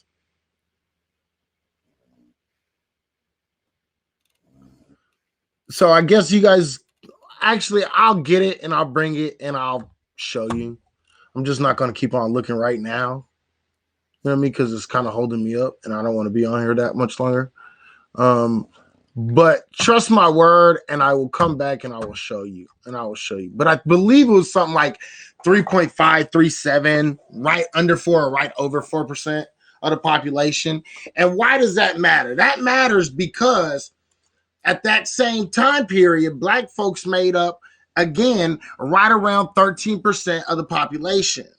Okay, so if they make up 4% of the population, we at this time in 1996, Okay, we are 3 times the size of them,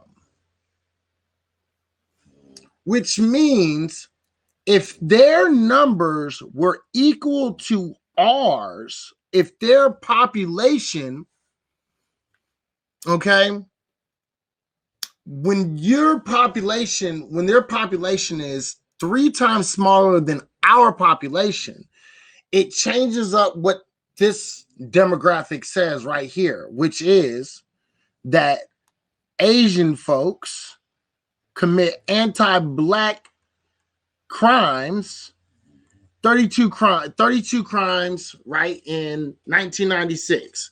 We make up 3 times as many as them. So basically, times that number by 3. 32 times 3. So if their numbers were exactly the same as our numbers, population-wise, they would commit almost 96 crimes against us in 1996, compared to the 44 hate crimes that we committed against them. You understand? So if you understand how that works the fuck out, they're actually committing hate crimes against us at a 3 times higher clip. Well, actually it's a 2 times higher clip. So they're doubling the amount of hate crimes that we're doing with them. This is in 1996. Okay, let's go to 2000, because you can check every single year. I just didn't want to put them all up here because they're all basically the same. In 2000, the number for anti-Black by Asian people, 24 hate crimes by Asian folks committed against Black folks.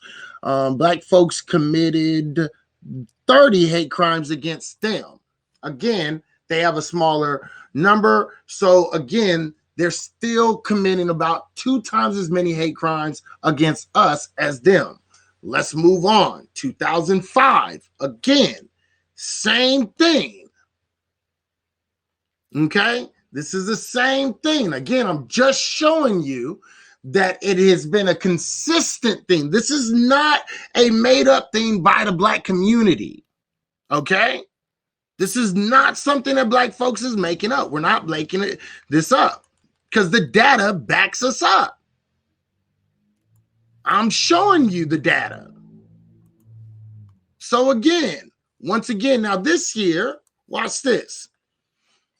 Anti-Blacks was low by Asians. So this was in 2005. It was really low for Asians. Asians committed a low amount. If you double it, it only equals like 12.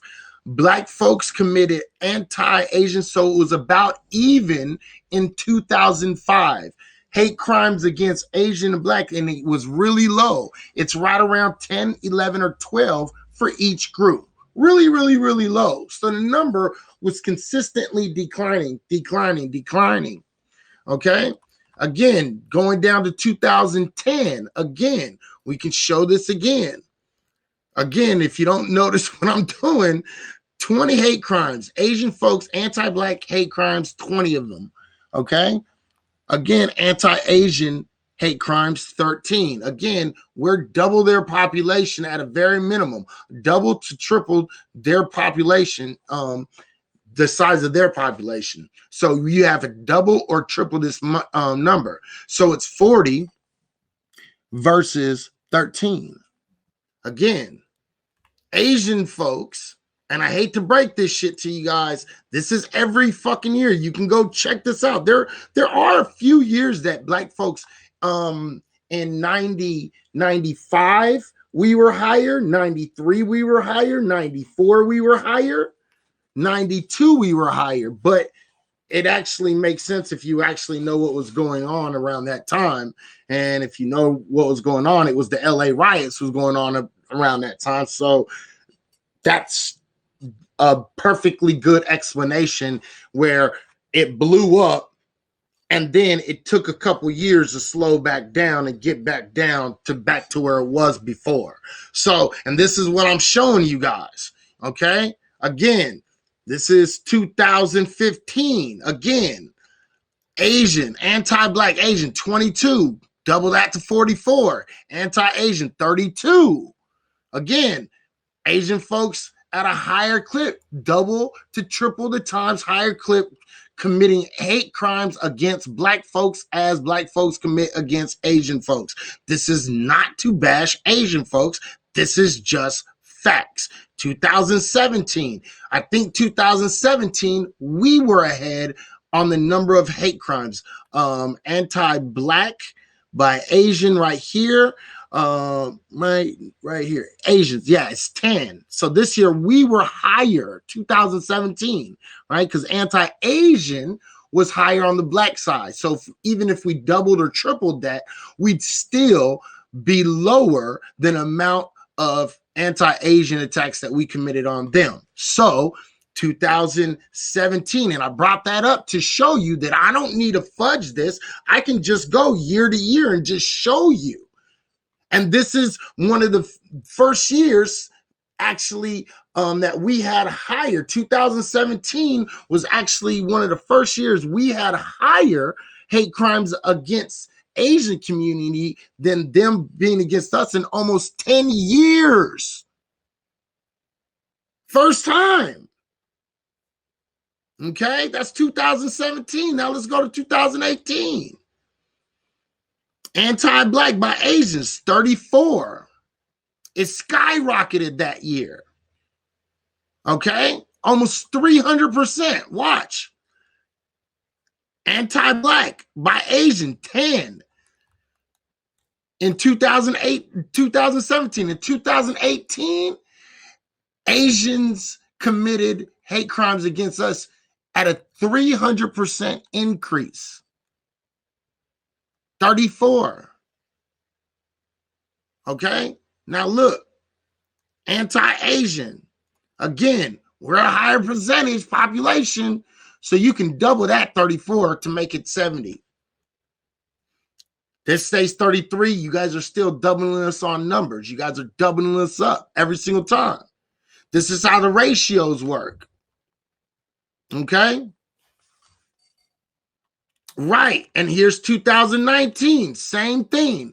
They've double or triple the amount of hate crimes that we commit against them against us. And this has been a consistent thing since they've been keeping track of hate crimes. And anybody can go back and do the fucking numbers. And you have to take into account the populations at the time. If the population is 3 times smaller than my population, the fact that, you see what I'm saying? So you have to understand this shit. So that at the end of the day, right, they are getting benefits for demonizing us, because if you want to get away with something, if you want to get something, if you want to gain something, all you need to do is demonize black folks. And then once you're able to demonize black folks and show white folks, look, we're the same. We're cool. We on your side. Guess what? They're going to bring you into the fold. You see what I'm saying? Oh, so what are you trying to say? Are you trying to imply that black people are not peaceful? Is that what you're trying to imply? Jeff Ocean? I hope that's not what you're trying to imply. I know you want to be stupid enough to come in and say something like that.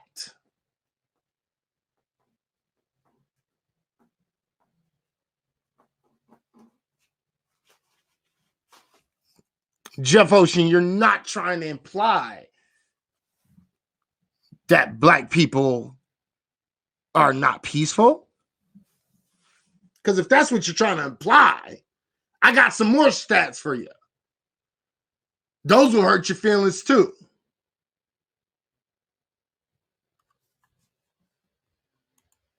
I'm just making sure.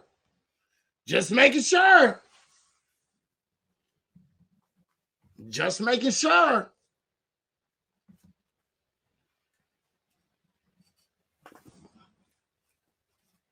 I was about to say. So, the point being is this.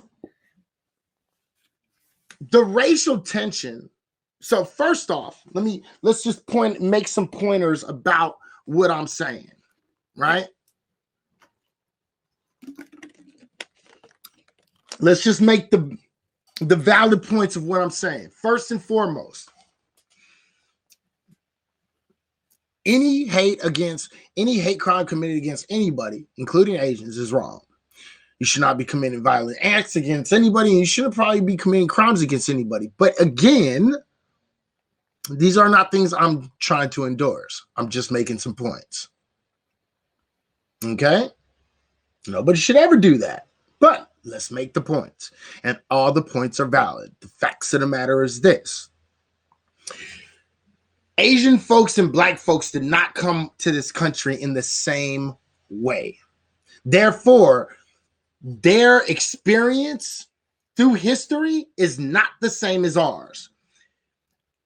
Due to that, innately, and people need to understand this, because Asian folks didn't come over here as slaves to white people. They might have came over here slaves to their people or slaves to some other people or some shit, but they didn't come over here specifically picked out by fucking white people to come over here and be slaves. Most Asian people that came over here willingly as immigrants trying to make some money willingly. Black folks was forced over here. We were forced to work. We were nothing more than products. Items, we were nothing. There's a difference. When we finally gained our freedom, Asian folks were already free. Here, let me say that again. Asian folks were already free in this country. Were there a couple groups of Asian folks that were slaves? Yeah, a couple of them. Was it major? Was it a big number? No, let's not overhype it, but we can acknowledge it. Let's not overhype it, but let's acknowledge it. Okay? They came over here. They got paid for their labor. They might have been being ripped off. They might have been being shitted on. They might have been overworked. They might have been being treated like shit. All that to say this. They still chose to come here and they still got paid to fucking work. That is something that is not the same as what black folks dealt with. Especially when we're talking about after the freedom of black folks, because black folks was quite literally blackballed by over 250 different career types that was going on at that time. So while Asian folks are working, whether they're being busted, they're busting their ass, whether they're getting ripped off, whether they're, I don't know. Okay? Not getting paid enough, whatever the fuck. They're still getting paid for their labor. Black folks are either getting forced to work or we're getting blackballed and we don't get paid at all. Okay? There's a difference. All right? When black folks was fighting for our freedom, for our equality, for our equity, for fucking our civil rights, we were actually fighting for everyone's civil rights. When Asians fight for civil rights, for Asian civil rights, they fight for Asian civil rights. And they get them. And look at what it is in the last year. This year, I've seen more celebrate Asian American month this year than ever before. I've never seen it this much as this year. Asian and gay. Those are two groups that's all over TV.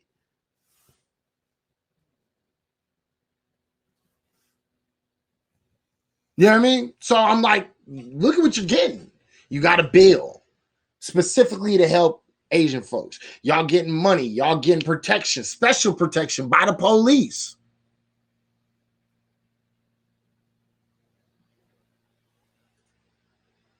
Y'all still getting all the good jobs. Y'all still staying in your own community, creating fucking mad wealth. and we still get shitted on.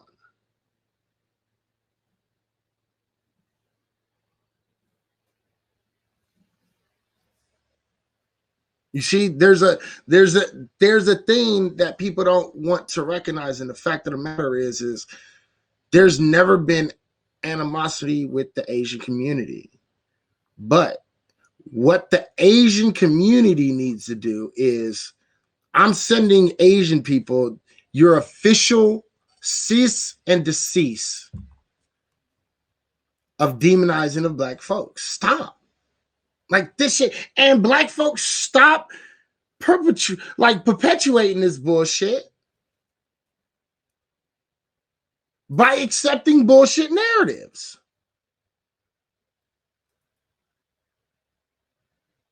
Like, let's stop. There's never been a history of black folks attacking Asian folks. That's not history. That's not the history. Has there been little beefs between the groups? Yeah. But it's a symbiosis. So any Asian folks that's sitting around and fucking acting like something bad is happening to fucking Asian folks and black folks is behind it and black folks is, hurting people and being racist and all that, you're stupid and you're lying to yourself and everybody else that you tell that bullshit to. You're sick in your fucking head. Throughout history, there's been a clear... Black folks have always tried to insert Asian folks.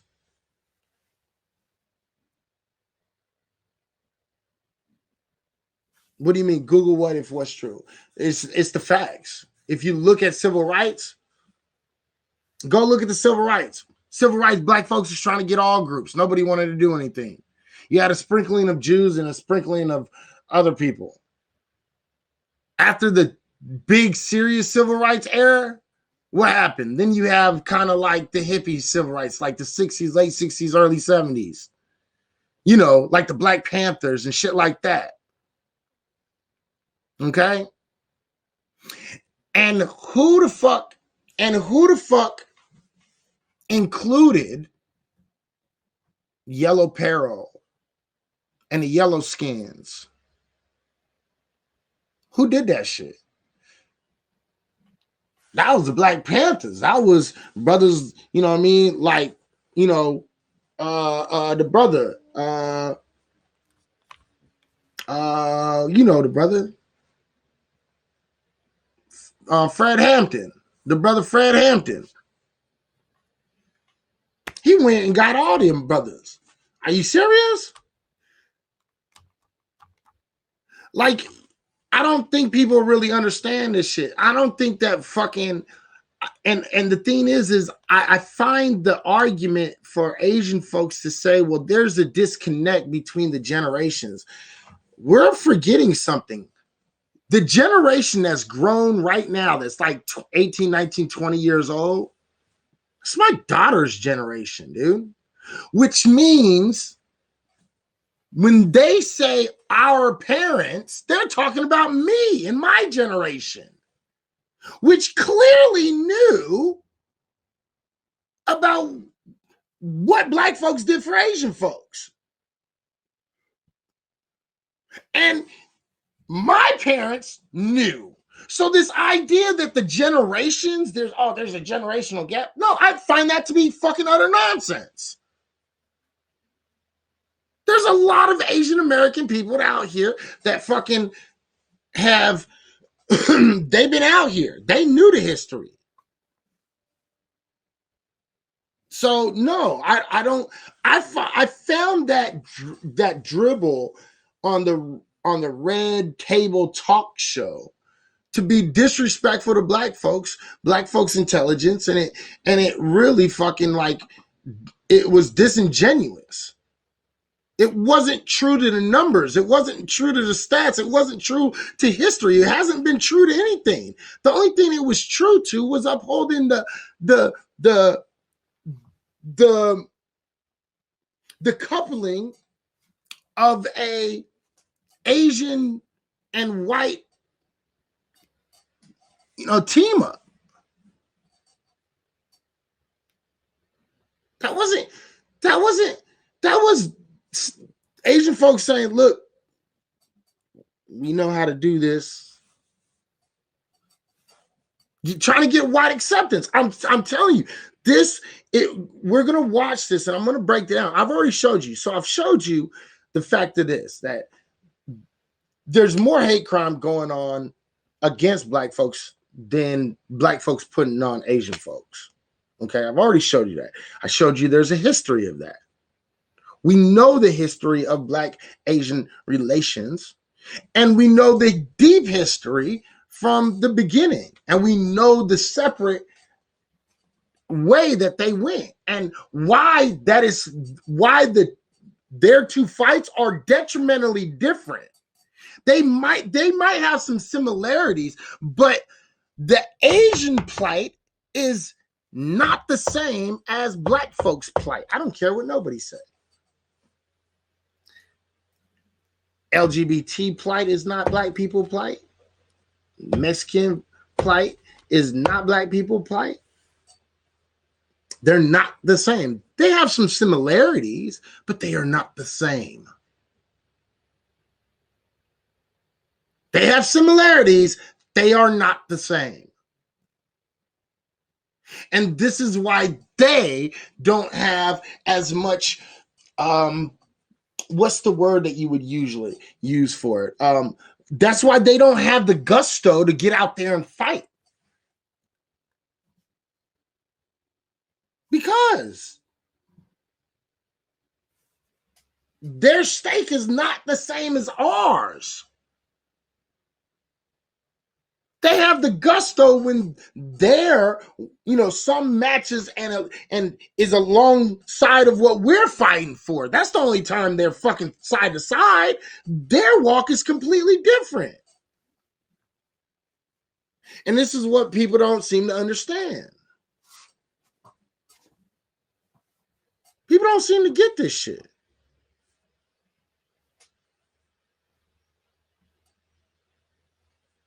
People don't seem to get this shit.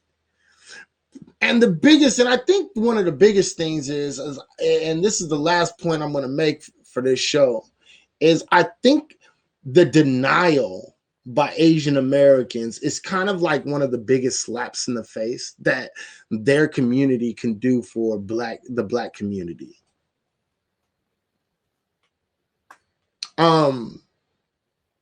Their denial of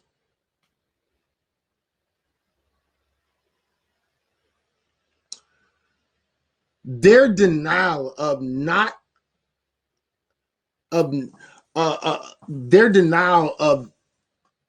the issues and the problems and all of the stones and the stepping stones and all the blockades that was in black folks' way that was not in their way.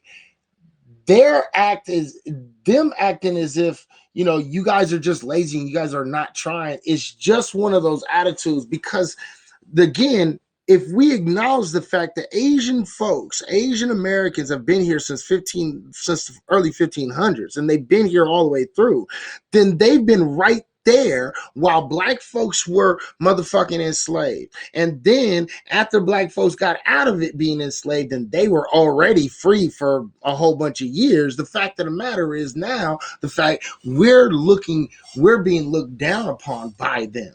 Oh, well, you guys were slaves. And this is the attitude that we've walked into. They've always looked down on us. And I don't understand why they just don't be honest about that shit. They take advantage of it because it's like they blow off everything. It's like they want, if you guys notice what was going on the show, right? One thing that I felt was really interesting. You noticed how Lisa Ling during the whole show was trying to interject this American history of, this American Asian history.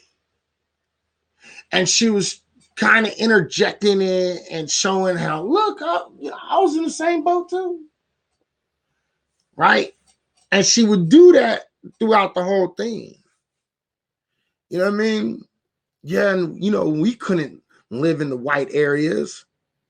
Well, in the 1800s, you didn't have to go to the middle of black neighborhoods.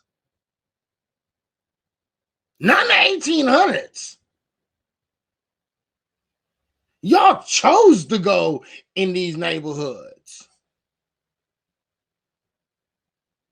Y'all could have went in any other neighborhood. Yeah, there was white neighborhoods and there was black neighborhoods, but there was neighborhoods out the way. They had Jewish neighborhoods. You could have went inside the Jewish neighborhoods. Could have went inside the Puerto Rican neighborhoods. You could have went inside of any of the neighborhoods. All these are just excuses. They're just Lisa Ling. I don't know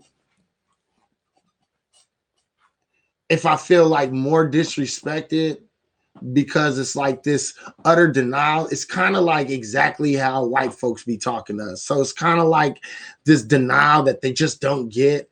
And it's just playing this role of it's the playing the dumb role. You know how, you know, when we sit and we talk about racism and the white people come in and they just don't know. I don't know what racism. I don't get it. I don't understand. You know what I mean? Well, they're doing the same thing. I just find it to be not totally. I don't find the integrity. I don't see the integrity in that because the Asian community has seen what black folks have gone through, and black folks throughout all that have always backed the Asian community and has always fought for every single community.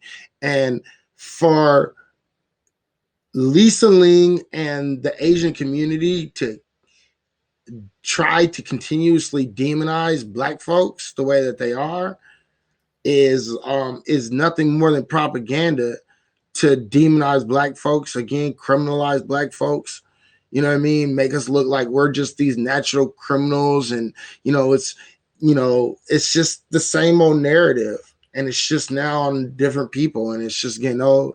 And, I don't think that's what we watched. You know what I mean? I don't know I don't think that what we watched helped at all. I think it was more patting on the head of the little innocent Asian girls. I wasn't happy with it, and it wasn't very cool. There was way more deeper into it. You know what I mean? But that's basically the first part of it. I want to go back tomorrow, probably come back tomorrow and talk about this next part, because the next part kind of bugs me a little bit more than this first part. But this first part is kind of like this. It's just kind of like, I don't understand black folks. Black folks, y'all need to stop fucking pussyfooting with people, and y'all need to stop kowtowing to fucking people and always doing this shit. Is not the look, dude. Like, y'all, like everybody, for some odd reason, people get this idea that people can't get like in order for people to get past things, you just have to get over it. You know what I mean? Like, just move on and get over it. You should get over it. The problem with that is this, you know what I mean? If you're the group that everybody keeps on, like if you're the fucking, it's kind of like a school situation, right? So all these kids come to this school. You've been going to the school for the longest, but you keep on getting in trouble by the teachers and everybody else because all these kids keep on picking on you. Now look at it like this. Black folks is the kid that keeps on getting picked on. White folks, Asian folks, and Middle Eastern, Latinos, and even immigrant Africans. All of those are the regular kids, right? And the fact of the matter is in order for, at first, when everything first started, black folks was like, the cool kids, right? And then fucking all of a sudden, white folks came in and y'all was just like violent and y'all fucking bullied your way into popularity. Right. And then here comes the Asians, and the Asians were kind of cool and they're kind of chill, but on the slide, they would do some real snake shit, like attack black folks and then turn around and act like victims when the black folks would come back. Same with all these other groups, all these people, you then start dropping from the line to line to line because all these people start jumping you on the schoolyard, but they're all picking on you. And then finally, when everybody's talking about fairness, and then you start calling out everybody because look, check this out. Y'all talking about all this fairness, all this shit, but what about fucking me? Y'all been treating me like shit this whole time. All of y'all got your come ups, but I'm the one that's y'all been shitting on the whole time, and y'all talking about equality and shit, right? And that's what's really going on right now. Why everybody else eat, and we have to sit here and act like all these other groups are fucking victims in some way when they're not technically victims. You know what I mean? The only true people that's been taken advantage of on this motherfucking land, honestly, is motherfucking Native Indigenous people and black folks. And that's it.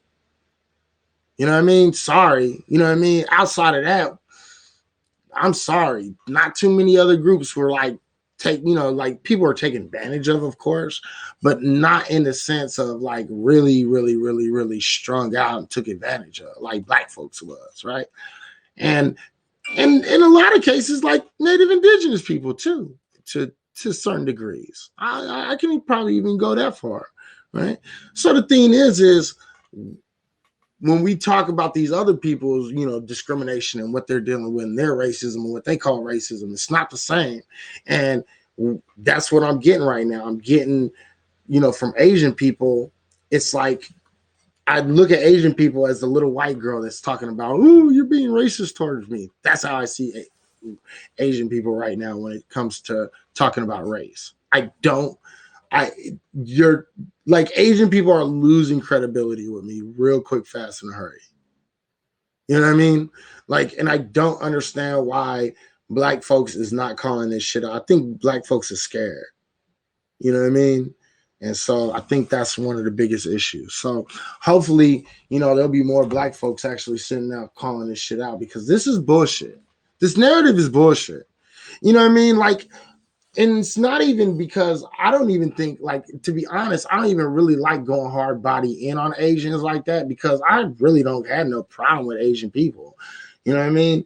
But my issue comes is when you keep on trying to demonize. And then my issue also comes when we got our own black folks that's sitting at a motherfucking table, quite literally shitting on, like allowing people to shit on our own people with a false narrative, acting as if there's some sort of history of black folks just going after people for just because they're Asians. Like, that's never happened. That's not part of history. You couldn't find that a part of history, like maybe on an individual level, but you never be able to point out a time in history and be like, see, that time in between 1923 and 1926, black folks used to raid Asian cities and fucking kill Asian men and fucking, rape Asian women and blah, blah, blah. You can never show that just because we were Asian. You can never show that because it's never happened. You know what I mean? So this narrative got to stop, man. It's bullshit. It's getting old. It's getting old real quick, fast, and hurry. So black folks, y'all need to start speaking up. Start showing the numbers. Start showing who's really had the hate for who. And the question that I told you y'all to pay attention to, because I told you, Grams, which is Jada Pinkett Grandma, asked the question, what is your aggression towards us? And then later on in the show, Lisa Ling asked the same question to black folks, what is your aggression towards us? Well, I didn't get an answer. Like, I got a question for an answer. But since I got a question, I'll answer that question. Okay? Look at the crimes that y'all commit against us. Look at them. Look at the crimes y'all commit against us. For the most part, we leave Asian folks alone. So the thing is like, let's look at hate crimes. Let's look at population. Let's look at what each has done. Let's look at, the work that we've done when it comes to civil rights. Let's look at fucking the work that we've put in. The fact of the matter is, look, Asian people did things out here. The fact of the matter is y'all kind of overstepping y'all bound. Y'all kind of trying to act in, it's like y'all acting as if y'all like sincerely victims. You are not victims, not to black people, not at the hands of black people. You're the victims. You're victims at the hands of white folks. So I don't think we should be keeping on having this conversation because it's just a false narrative that it keeps on getting hashed up and keeping on bringing up. The fact of the matter is the numbers do not agree with the claims. And the only reason these 2020 numbers is going to raise is because you guys are fucking calling everything a hate crime. And I hate to tell you this, you guys always sit around and you guys say, you guys are attacking older, elderly people. You know what? In a lot of these cases, people are not just attacking older, elderly people for no reason. Okay? Like, let's stop that shit. Okay? And when you do see something like that, person is usually mentally ill or fucking white. But okay, let's play the game. Most of those people are going to be white. They're not going to be fucking black. They're going to be white.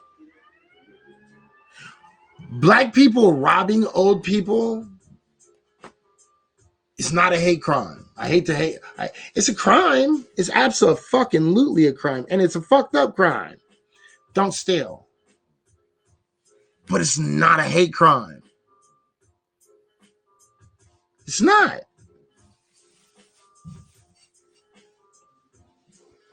Breaking into an Asian person's car is not a hate crime. You understand? These are just not true narratives. And so I don't want this shit to keep on getting pushed. The narrative is false. Even if you look last year, I believe black folks committed something like 30 hate crimes against Asian folks, 30 or 32. I think white folks committed something like 95, 96. Stop it. It's like 3 times more hate crimes than we do. Like, fuck out of here, dude. Like, this narrative is garbage and it needs to stop being pushed. All right? Now, if you want this information, all you have to do is go to FBI.gov. FBI.gov. And then put hate crime statistics in the search bar. Or to do it even easier, what you can do is you can go to Google, go look up FBI.gov, hate crime statistics 2019. Okay, and you will find all of them. There are, I believe, 12 tables on every single year. Every single one of those tables means something, and they all matter. So unless you understand how and why every single one of those tables matter, don't come back to me talking anything in them motherfuckers, because I know these motherfucking statistics up and down like the back of my fucking hand. All right, and I can explain the outcomes and everything else that comes along with them. All right, so it is what it is. At the end of the day, I want y'all to understand that the numbers are out there. Let's again, if we can make an Asian Black alliance, okay, cool.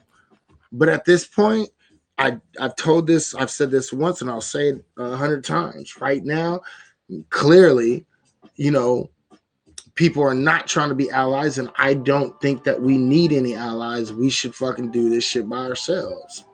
As black folks, like, we should do it by ourselves. Let's deal with us. Now, don't get me wrong. Do we have to deal with people from outside the group? Absolutely. But the thing is as a community, we should deal with ourselves. And it's not their business how we deal with it in the community. And that's a whole different subject. All right. So with that being said, man, I appreciate your guys' time. I know this has been a little bit longer than I thought it was, but I needed to put that fucking information out. Make sure you guys go check the information out, please. It's totally fucking important, because we can't have these narratives being pushed. it's like we already deal with enough fucking shit, black folks. We don't, it's like we can't spend all this time trying to shake this. We have to end this shit now. End this narrative fucking now. End the demonization of black men, women, and people as some sort of racist group. End this bullshit narrative now against Asian folks. This shit is bullshit. It's utterly nonsense. And if anything, the numbers actually support the fact that there's actually true hatred that can be backed up by the numbers actually come in the opposite way. But we're not going to go that far because, you know, I'm just going to fucking stick with the concept that, you know, it's just not enough. So let's just leave it alone and concentrate on the serious shit. But stop demonizing black people while you do it. And I'm serious too, man. I'm serious. I don't want to hear this narrative too much more. I don't want to hear this narrative too much more, because if I keep on hearing this narrative, I'm literally going to attack every single person who pushes this narrative. I'm going to attack them. Okay? And I'm going to make a video, and I'm going to attack every single person pushing this fucking funky ass narrative. I will. Because this is bullshit. It's a bullshit narrative. Okay? The fact of the matter is, just get on the fucking boat if y'all want to fucking get in the game. Fucking, but stop demonizing black folks. That's the bottom line. With that shit being said, man, stay up, stay real, stay black, stay doing your motherfucking thing. You can catch the replay anywhere from Haps, possibly on YouTube, Twitch. You can catch it also on the Facebook, I believe, also. So go ahead, check out the replay. To all the replay viewers, thank you for watching the fucking video. Thank you for watching all the way through it. If you don't know by now, the music in the background that you hear from the intro to the exit is motherfucking my guy Lace434. You can find him on YouTube, Lace434 on YouTube. Go check him out. Go fuck with my guy. That's my guy. All right? You know what I mean? He put out good music, man. So go support him. And with that, man, I'll be out. Look, Asian people, this is not to attack you, but this is to set the fucking record straight. It is on screen. I put it on screen. I show it every single year. I will be referencing this in the future. If anybody questions me, I will be referencing. Go watch this video. And if you're watching this video, I told you, dummy. Okay, now,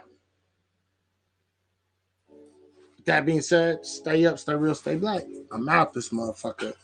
Let's stop this bullshit narratives, man. If you want to defeat the system of white supremacy, you don't defeat the system of white supremacy with the number one group that's fighting the system of white supremacy, and you don't demonize that group. That's called traitorous shit. Okay? And there's not a bigger group in this country or any other fucking country that is fighting to defeat the system of white supremacy and racism more than foundational black Americans. Period. And I say that shit without doubt it whatsoever. The fact of the matter is, there is no group on this motherfucking globe that fights systematic white supremacy, the system of white supremacy, and the system of racism that is pervasive. No group that fights it harder than us. None. And you attack and demonize us?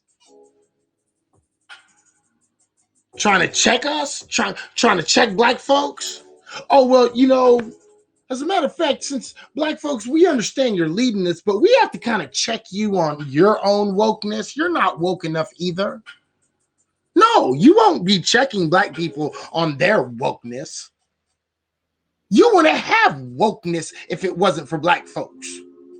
So miss me with your bullshit and your made up ideas of what you think the system of white supremacy and racism is, because you clearly don't know what the fuck it is. Go listen to Nellie Fuller. If you don't understand racism, white supremacy, you're only doomed to be confused by everything else that you learn. And guess what? You motherfuckers is all confused. And that's real shit. All y'all black folks out here too scared to say this shit, but I'll tell y'all motherfuckers, y'all doing too damn much. Getting a little bit too big for your britches right there. And black folks been cool. This is what the fuck our problem is, black folks. We always letting shit ride. We let this shit ride with white folks when they did this shit. We let this shit ride with everyone. We always letting this shit ride. Like, when the fuck are black folks, when the fuck is you gonna fucking get your motherfucking nuts back? You hit me up when you got your fucking nuts. I'll be here.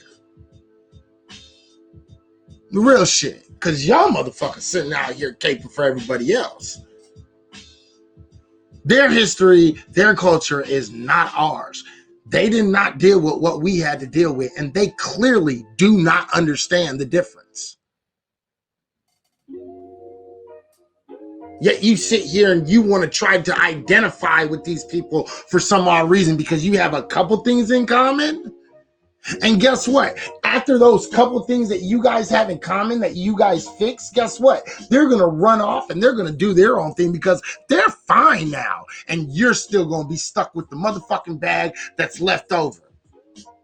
And guess what? As black folks fix things, everybody else is going to start falling to the wayside because your problem is fixed. Your problem is already fixed, so you're good. The first and the last fighters will always be foundational black Americans. Remember that shit. That's real shit. And this has been your trigger warning and your reality check. Reality check virtual radio. I am Izzy. It is what it is. Stay real. Stay up. I'm out.